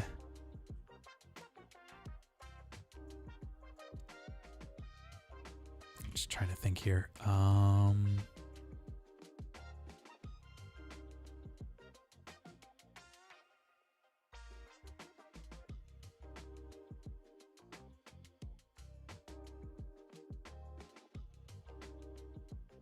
Okay, let's do that. I think that might do it. Let's see here. Let's just check this real quick. We'll preview this.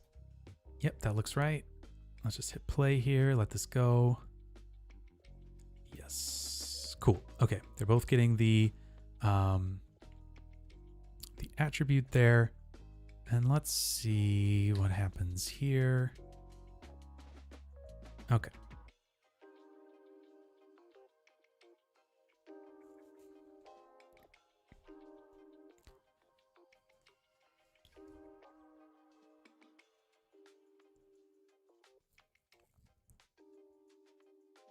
I'm hoping that that will break apart. Yep. There we go. It is breaking apart, which is great.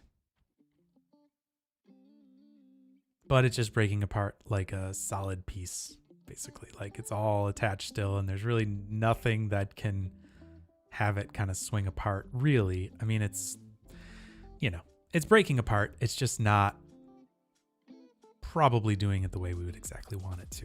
So, yep, there you go. You can see it's kind of swinging around, doing its thing.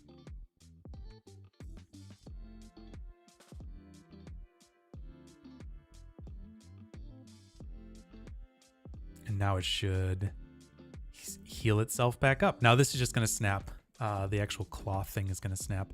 And what I could do as well here is I could just disable this. You could just look at this. I mean, not that this is going to be all that much faster, I guess, but just see here.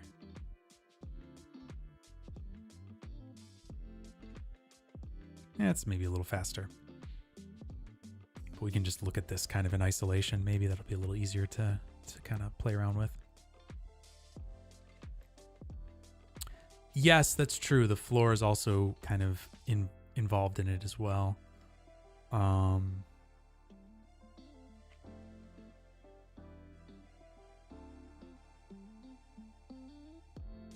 Yeah, that's a good point.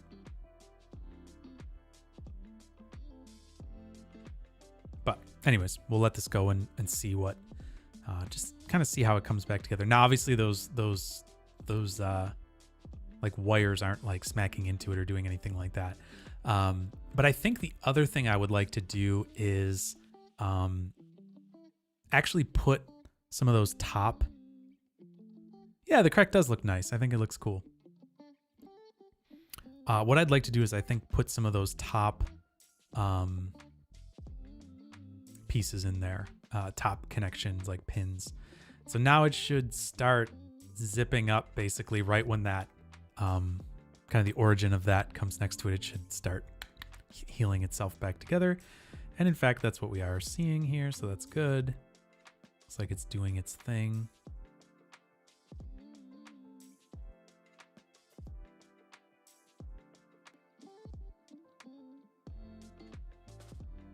Yep.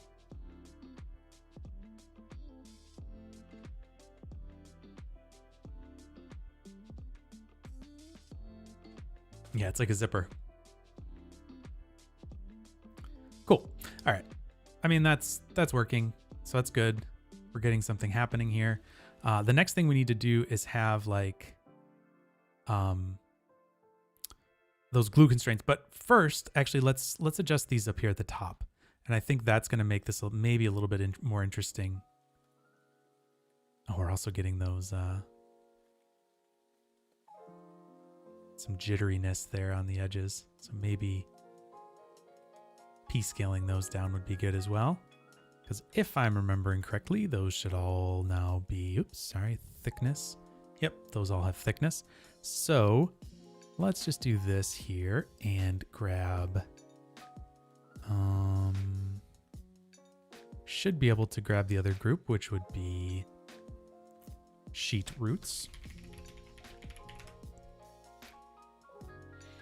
And now that should take that out of the equation.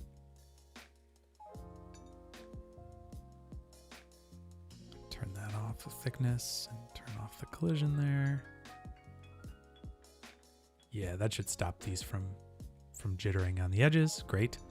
Okay, so let's now, yeah, let's add these up here at the top. Let's add those into the same group here. So we have these sheet roots and we have this sheet seam. And I think what we want to do is maybe take some of those points and put them into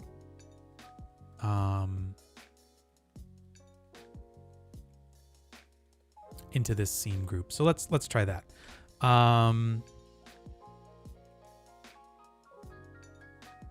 Let's see. Do a group combine.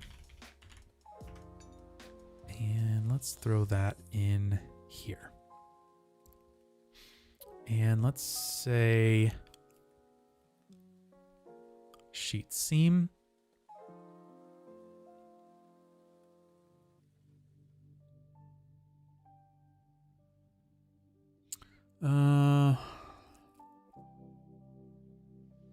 Okay, actually, I'm going to move this up over here because what I want to do is first isolate these here. So let's say we'll call this like top roots equals sheet roots.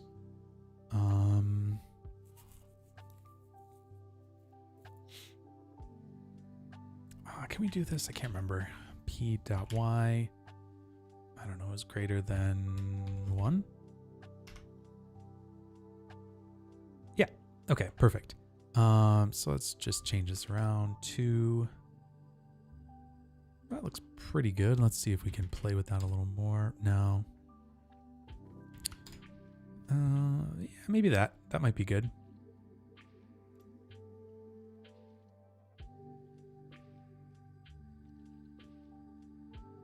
Now, if I was really going to do this, like,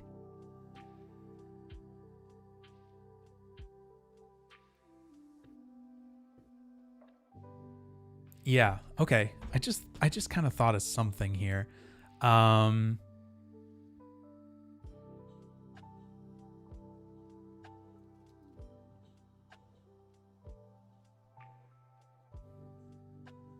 So really what you would want to do is have that top zipper open, like have it, whoa, I just smashed my microphone, sorry. You'd want to have it come like this and like kind of release out as it's kind of pulling down instead of just like letting go all at once. So what you would probably want to do is, well, we'll try to see if we can do this, because really we want to have it from like the distance from this center point here, basically, from this seam. And from the root. Okay. I've got an idea. I have an idea.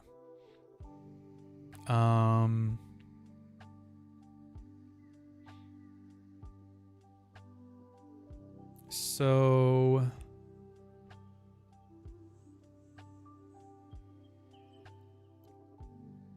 all right, just making sure I have this all right.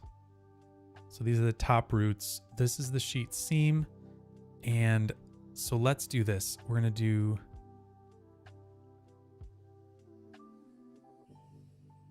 top roots. I'm just going to make another group combine here.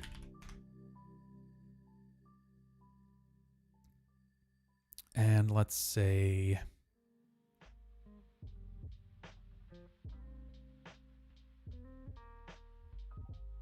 or with the top roots. Okay, so that's the sheet seam. And what I'm going to do is I am going to do one more group combine. Yep. So I am going to say the name of this is going to be, call this start point. It's going to equal the top roots intersected with the seam, I think. And what does that do for us here?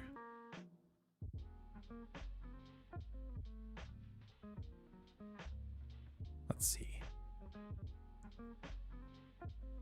No, that didn't work. Start point equals the top roots.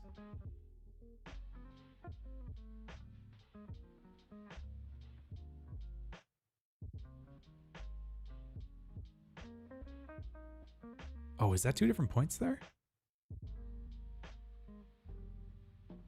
Really thought it would be just 1 point, but maybe that's 2 points. Maybe I was thinking about this the wrong way.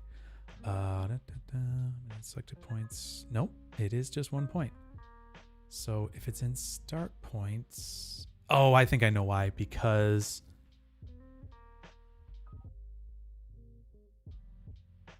yeah, let me just try this. Let me do this here.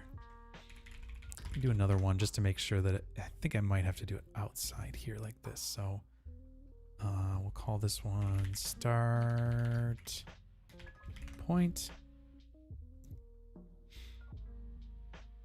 equals top roots. Oh, maybe that's what it is. They're not the same, right? They're not actually the same. Shoot. That is why. Yeah, because they're different.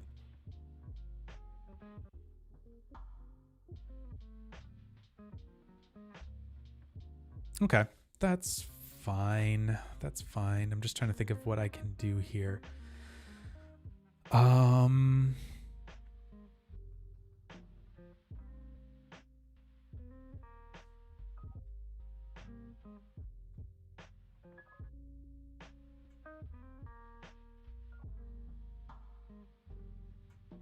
I guess it doesn't really matter. I could just make a start point group that's just that point. Is that the first point or the last point in that group? It's the first point in that group, isn't it? I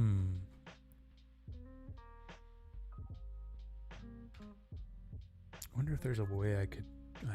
I'm sure there's a way I could do that. But is it worth it? That's the question here. And that is actually 2 points, right? Yep, that is actually 2 points.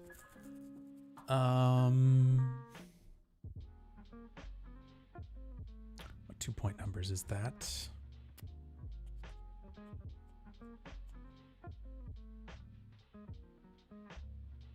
Yeah. Okay. Well, what I'm going to do is I'm just going to make a group of those just manually for right now. You could think about how to procedurally do that in the future. I'm just going to not waste everyone's time and just do this. Okay, so I'm going to call that...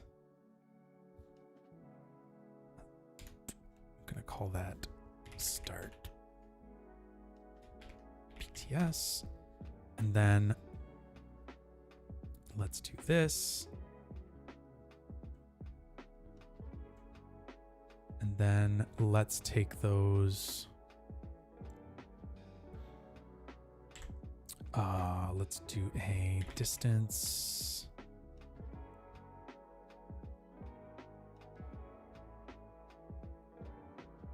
Distance along geometry, I think is what I want.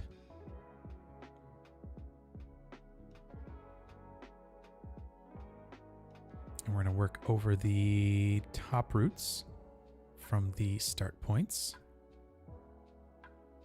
And let's see here. Group. The group we want to have is the top roots.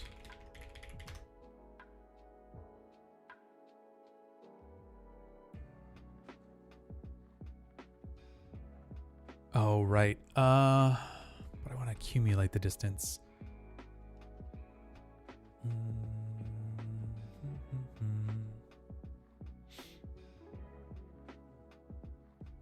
No, maybe that is right. Maybe that is right.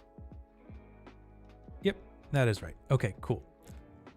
So...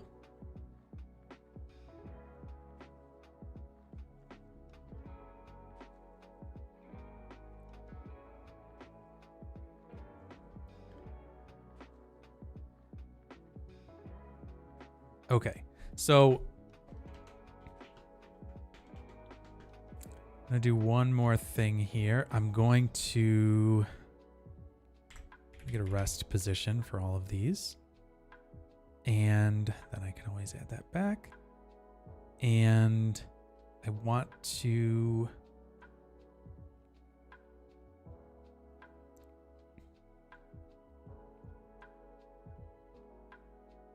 I'm just going to do this. I'm going to do a detail wrangle. I'm just going to write the positions of those to a detail attribute.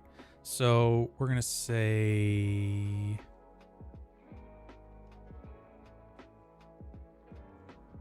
Oh, actually, just do it this way because then I don't have to do any weird like... it doesn't really matter. We'll just do it this way. That's fine.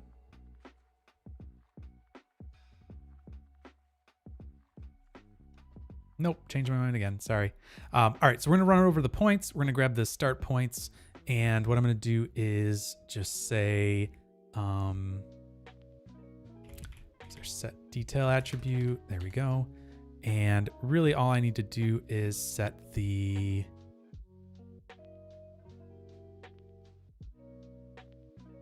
string name and the value. So that's fine.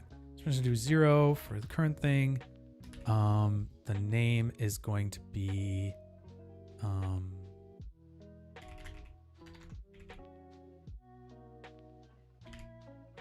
start point position.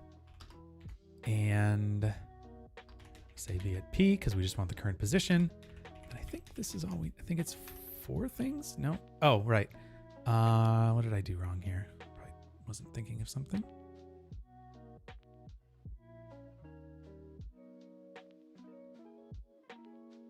Oh, okay. There we go. So there's our start point position. They're going to be the same. So they're both going to write the same value. It doesn't really matter.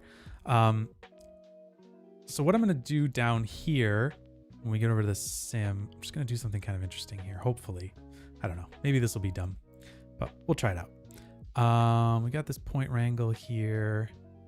Not going to do it there. So let's come up here and we're going to do another point wrangle. We're going to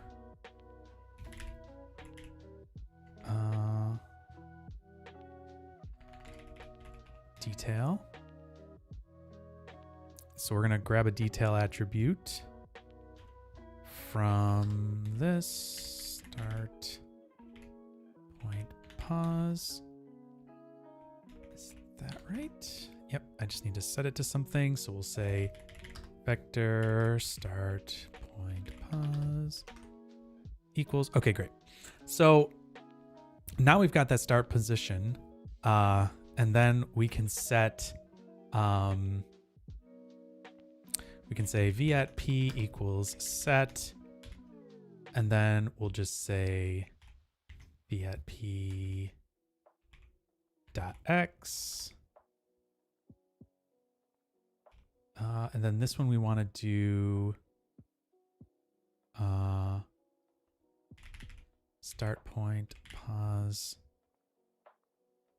dot y plus f at dist, and then we'll do v at p dot z. And I want to only run this over everything went up. I only want to run this over the top roots. I think that's right. Oh, I need to do it the other way. I'm going to set it to be negative. So I want it to go down. So this is going to look like a crazy mess, but for right now, that'll work. Because what I'm thinking here that we'll do is we're going to have this mops fall off. I'm just going to preview this. Are those points?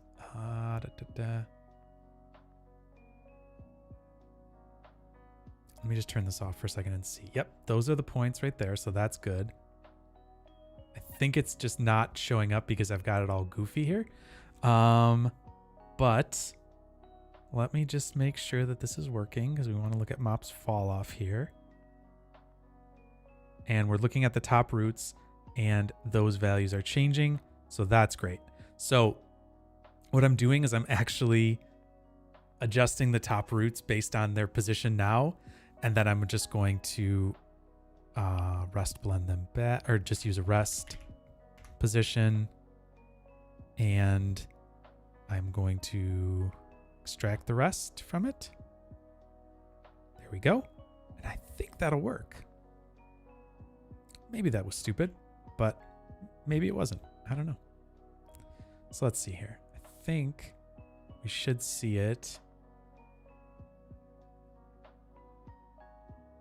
What's going on? Oh, I think I selected the vellum solver. That's what I did.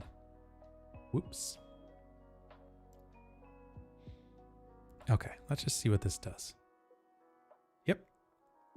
It goes from that and sweeps out along both of those. Perfect. I mean, it's a minor thing, but maybe it'll be cool. I don't know.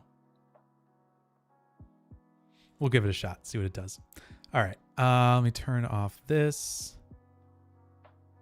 So that trick is kind of the same as doing like using the old clip by attribute method, where you're like setting an attribute into a certain, like basically into Y position or Z or whatever, and then clipping along that axis and getting a smoother clip. That's what the new clip by attribute does now. But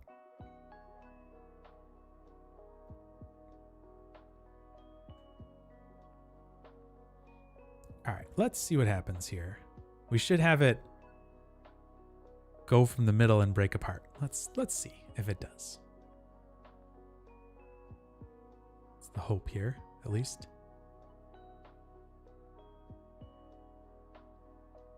Oh, right. Those are pinned.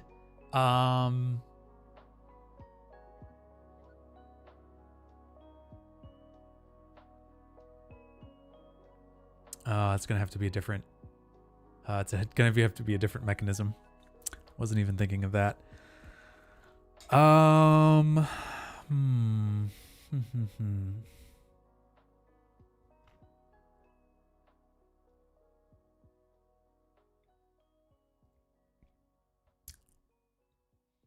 Okay, that's an interesting one. I didn't do that before. Yes, Zach, that's exactly what I did. Now, because they're pinned in place, it's not working. So I forgot about that one part of it. But yes, exactly. I temporarily moved the pinpoints down and then basically used the mop's fall off to just sweep across that. When removing them from the group help, yeah, it would, but they're never going to be pinned then, because the weld is what I'm removing in this case, and those pins aren't welded, period. They're not, they're just pinned in place with position. So yes, I can take those out of the group.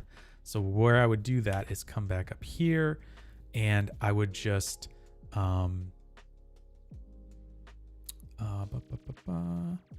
let's see, what group is that in?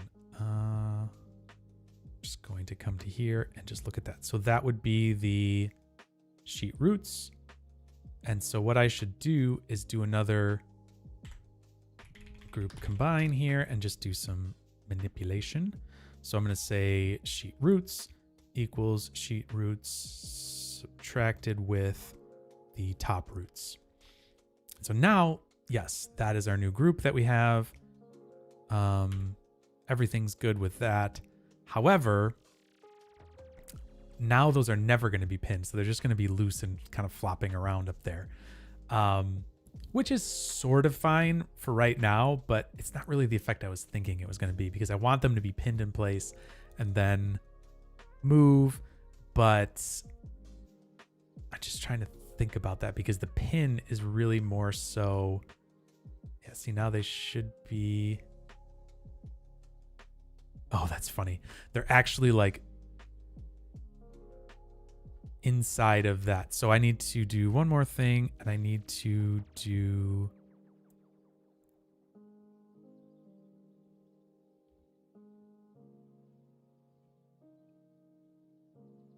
another one of these. And I'm just going to grab another point wrangle, and we're going to call this sheet seam. And I'm going to say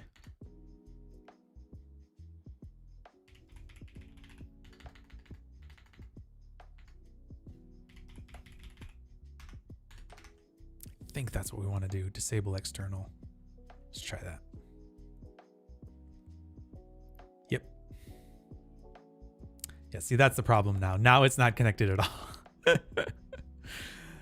So there has to be a mechanism there to remove the points from that pin group. I'm just not sure what that is.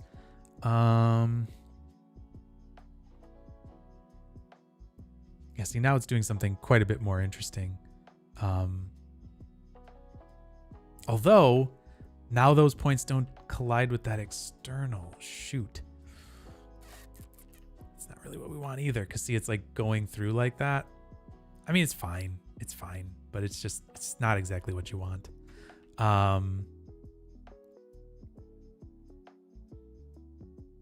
Maybe in the pin tab with a group, not group name. Yeah. See, the problem is having it be pinned to begin with and then unpinning it and then repinning it. That's the tricky part. Because I don't think there's actually a pin attribute in here. Let me just look. Because I think the pin is actually...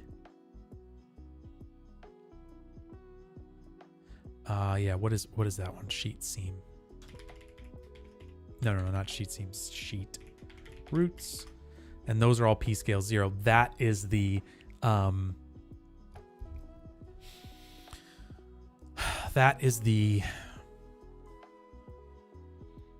that's the way that pins work, I think, is that you set the mass to 0, I think, too. Yeah, the mass to 0, that's what it is. The rest of them have mass, but that mass is 0.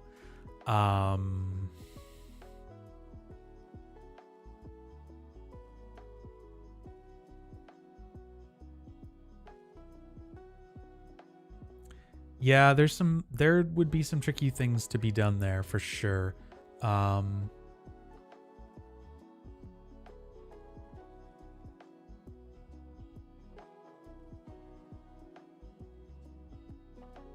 Let me do this too. Let me set this up real quick, just for fun, for funsies. Sheet seam, we'll do that. So now we have a seam there as well. Let's just see how this works, just real quick.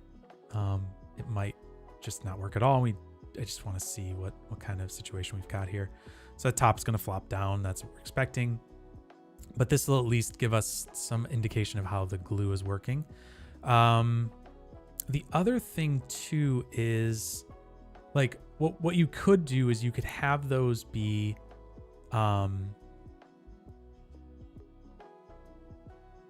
you could have them be pinned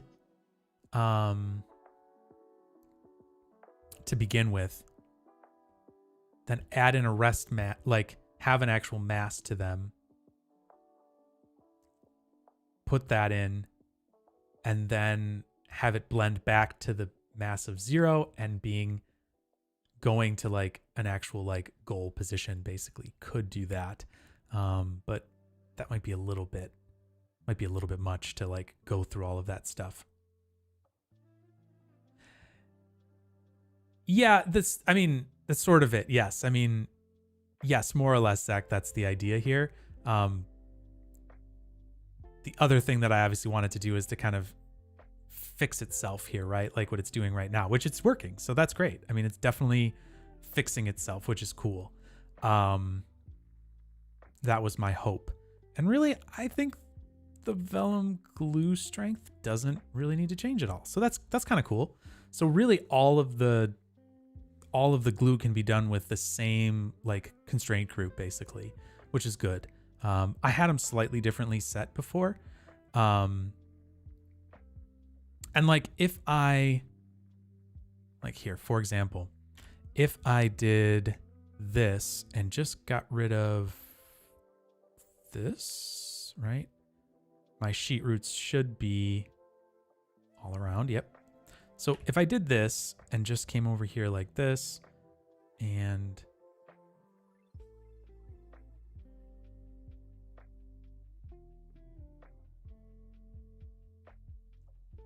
alternate, yeah, a noisy rest length scale could weirdly shrink the curtain away from the center seam. Yeah, it could. It certainly could. That's an option for sure. I mean, like this here will certainly work. And then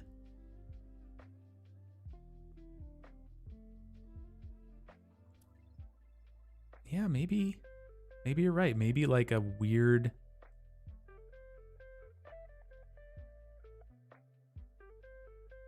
yeah, like a noisy rest length.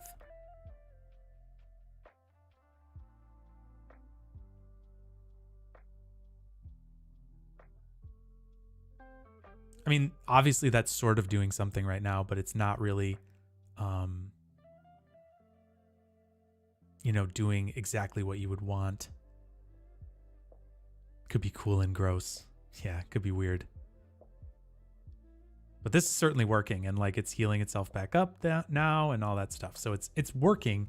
It's just really kind of getting those things all kind of put together. So let's just do this real quick. Let's just see what it all kind of looks like coming together here. Hello?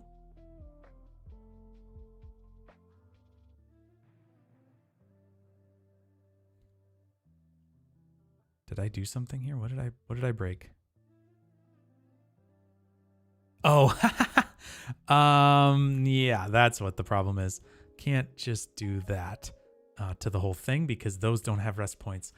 Well, I could just set that to those wires to have a rest position too, and then just forget it. Okay, let me just do that. We'll just give them a rest. The wires all basically went to 0. So that was what was happening. I'm like, what is going on there? But this rest position was setting all the wires to 0, which we don't want. So let's just sim this out, see how it goes. And then, you know, we're getting a little late here, so.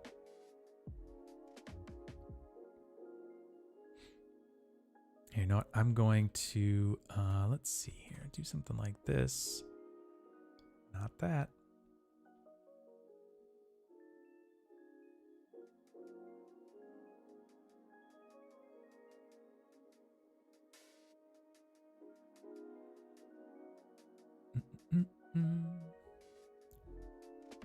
I like the music. Keeps me company while I'm doing this. Not that you guys aren't keeping me company, but it just makes me feel like there's something happening around me. Actually, I'm just going to quit this for 1 second because I want this to be a little closer.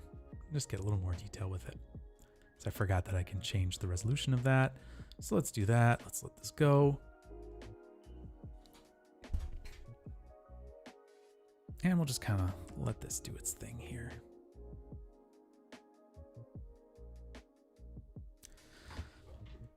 So yeah, well, I'll let that simulate itself out, but I think we're getting kind of to the end of this. I mean, I was kind of hoping to render it. I didn't think it would take me quite this long to do all of it, but you know, that's life.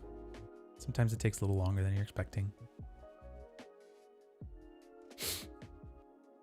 Good vibes, yeah.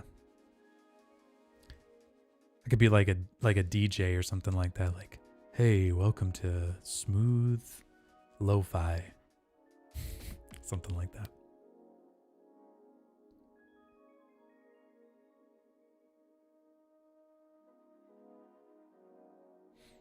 So yeah, so obviously this is going to kind of break quite a bit more quickly than the other stuff would. Like that thing kind of breaks open pretty quickly, but actually the other thing I wanted to do is not make that so stiff. I think that was part of what I was thinking too. So it feels like really stiff. Maybe I'll just try that real quick. Well, I'll let this sim out for right now. Oh, thanks, houseplant. It's just a little, I mean, it's obviously very, very simple setup here. Nothing too crazy, but I think it's gives you a little feel for what you could do.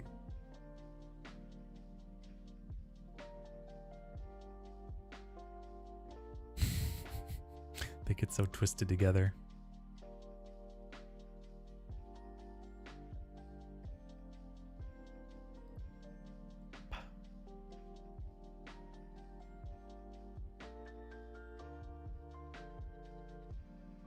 Oh, thanks so much. I appreciate it. I appreciate you joining the stream. That's always nice. Oh, that's funny. My thing just went to sleep. Well, I'm lucky to have everybody joining and chatting and stuff like that. So, right there, right back at you. Okay. So let's see here. Let me first do this. Might look a little more interesting than having all those meshes there. Also, why does that look like that? Looks a little too straight across. So let's fix that. I don't know why that got so weird on us here.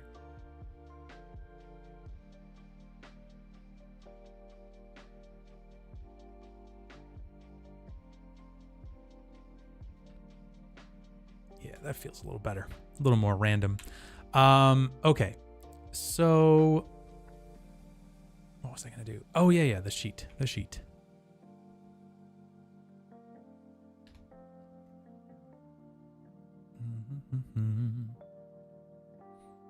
I kind of wanted a lot like weird. I guess I'm going to have to do this to see it a little bit better, like something like that, maybe.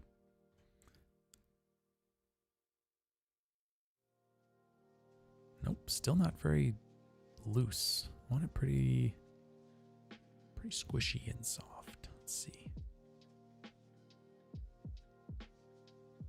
Yeah, maybe that's going to be better. Okay, let's see here. Really low.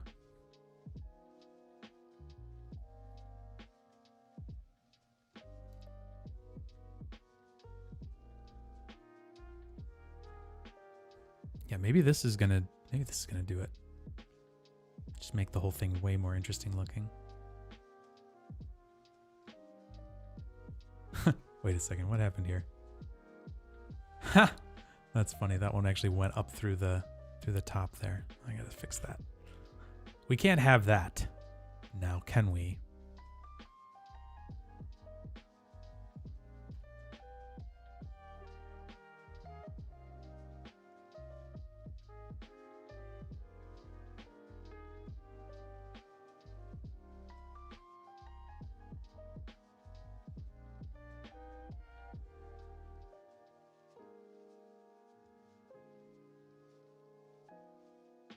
Man, I like these like that, but they're just being all silly.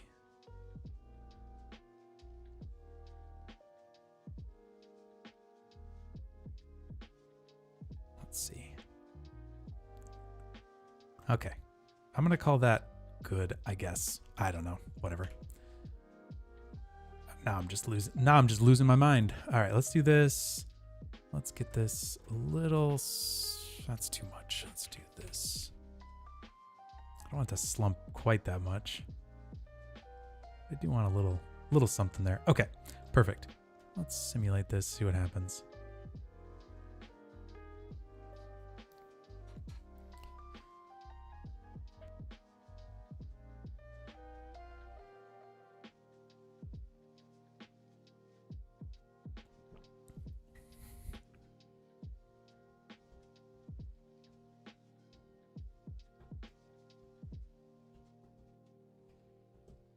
I think this is hopefully seeing all the randomness there that I'm like throwing into this. Hopefully that just gives you some appreciation for the Houdini like proceduralism. Like, I just think it's so crazy that you can just basically like, oh yeah, I just want a different randomness to these wires, and then it'll just break apart and we can just sim it again and check it out. Yeah, okay. So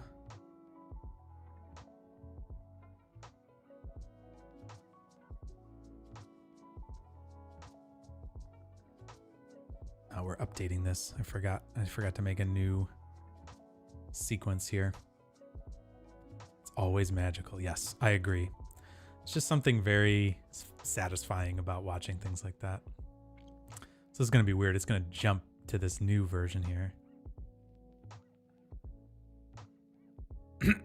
Yeah, that's like a lot looser, kind of just squishy or whatever.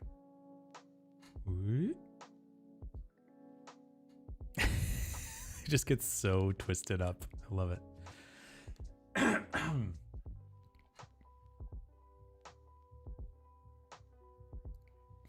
Yeah, I almost want to say that it could be even, I'm just going to stop that again. It could even be more squishy on the cloth side here. Yep.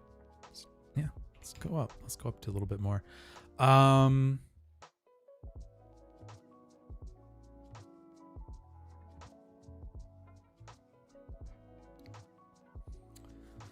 Yeah, and I think I'm going to have to call this pretty soon here. It's just been a long day for me, and just my brain's starting to wind down its usefulness. So, yeah.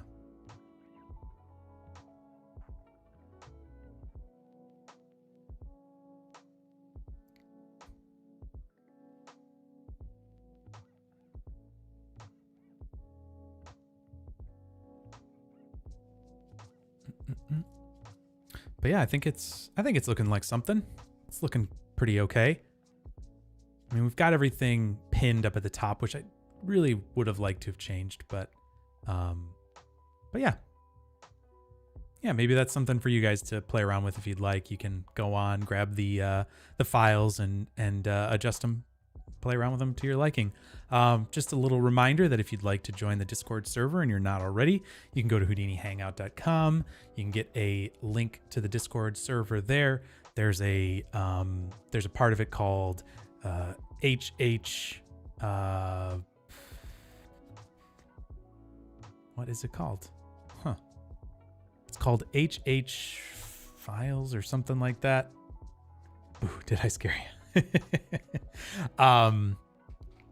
Yeah, so you can go in there, grab this. I think it's called HH Stream Files or something like that. Houdini Hangout Stream Files. Next stream topic: render the scene. Yeah, that's not a bad idea. Yeah, we could do some rendering maybe next time. Can't promise too much, but certainly it would be interesting to play around with. Yeah, it's kind of neat. We've got a weird little healing thing going on there. Could probably make up a better logic for how those wires connect across so that they don't get so twisted up, but yeah, what are you gonna do? Cool. All right. Well, I think we are getting to the end of things here. So, yeah, I think what we'll do is just kind of say that that's going to be where we're going to leave this time. And if you'd like to go online and grab the stream file, you're more than welcome to, and or grab the HIP file and take a look at it, see if you want to mess around with it, add anything to it, whatever. But yeah, I really appreciate everybody being here, chatting, all that kind of stuff. We'll see what we get up to next time. There's some new options in the topic suggestion. What is it called? A channel. And yeah, you can find that on the Discord server as well. And yeah, hope you guys are all having a great week. And I will be planning to be here next week to chat more and do some more Houdini stuff. So thanks everybody for joining, and I'll see you guys next time. Thanks a bunch. Have a good rest of your day, week, whatever. I'll talk to you guys later. Bye-bye.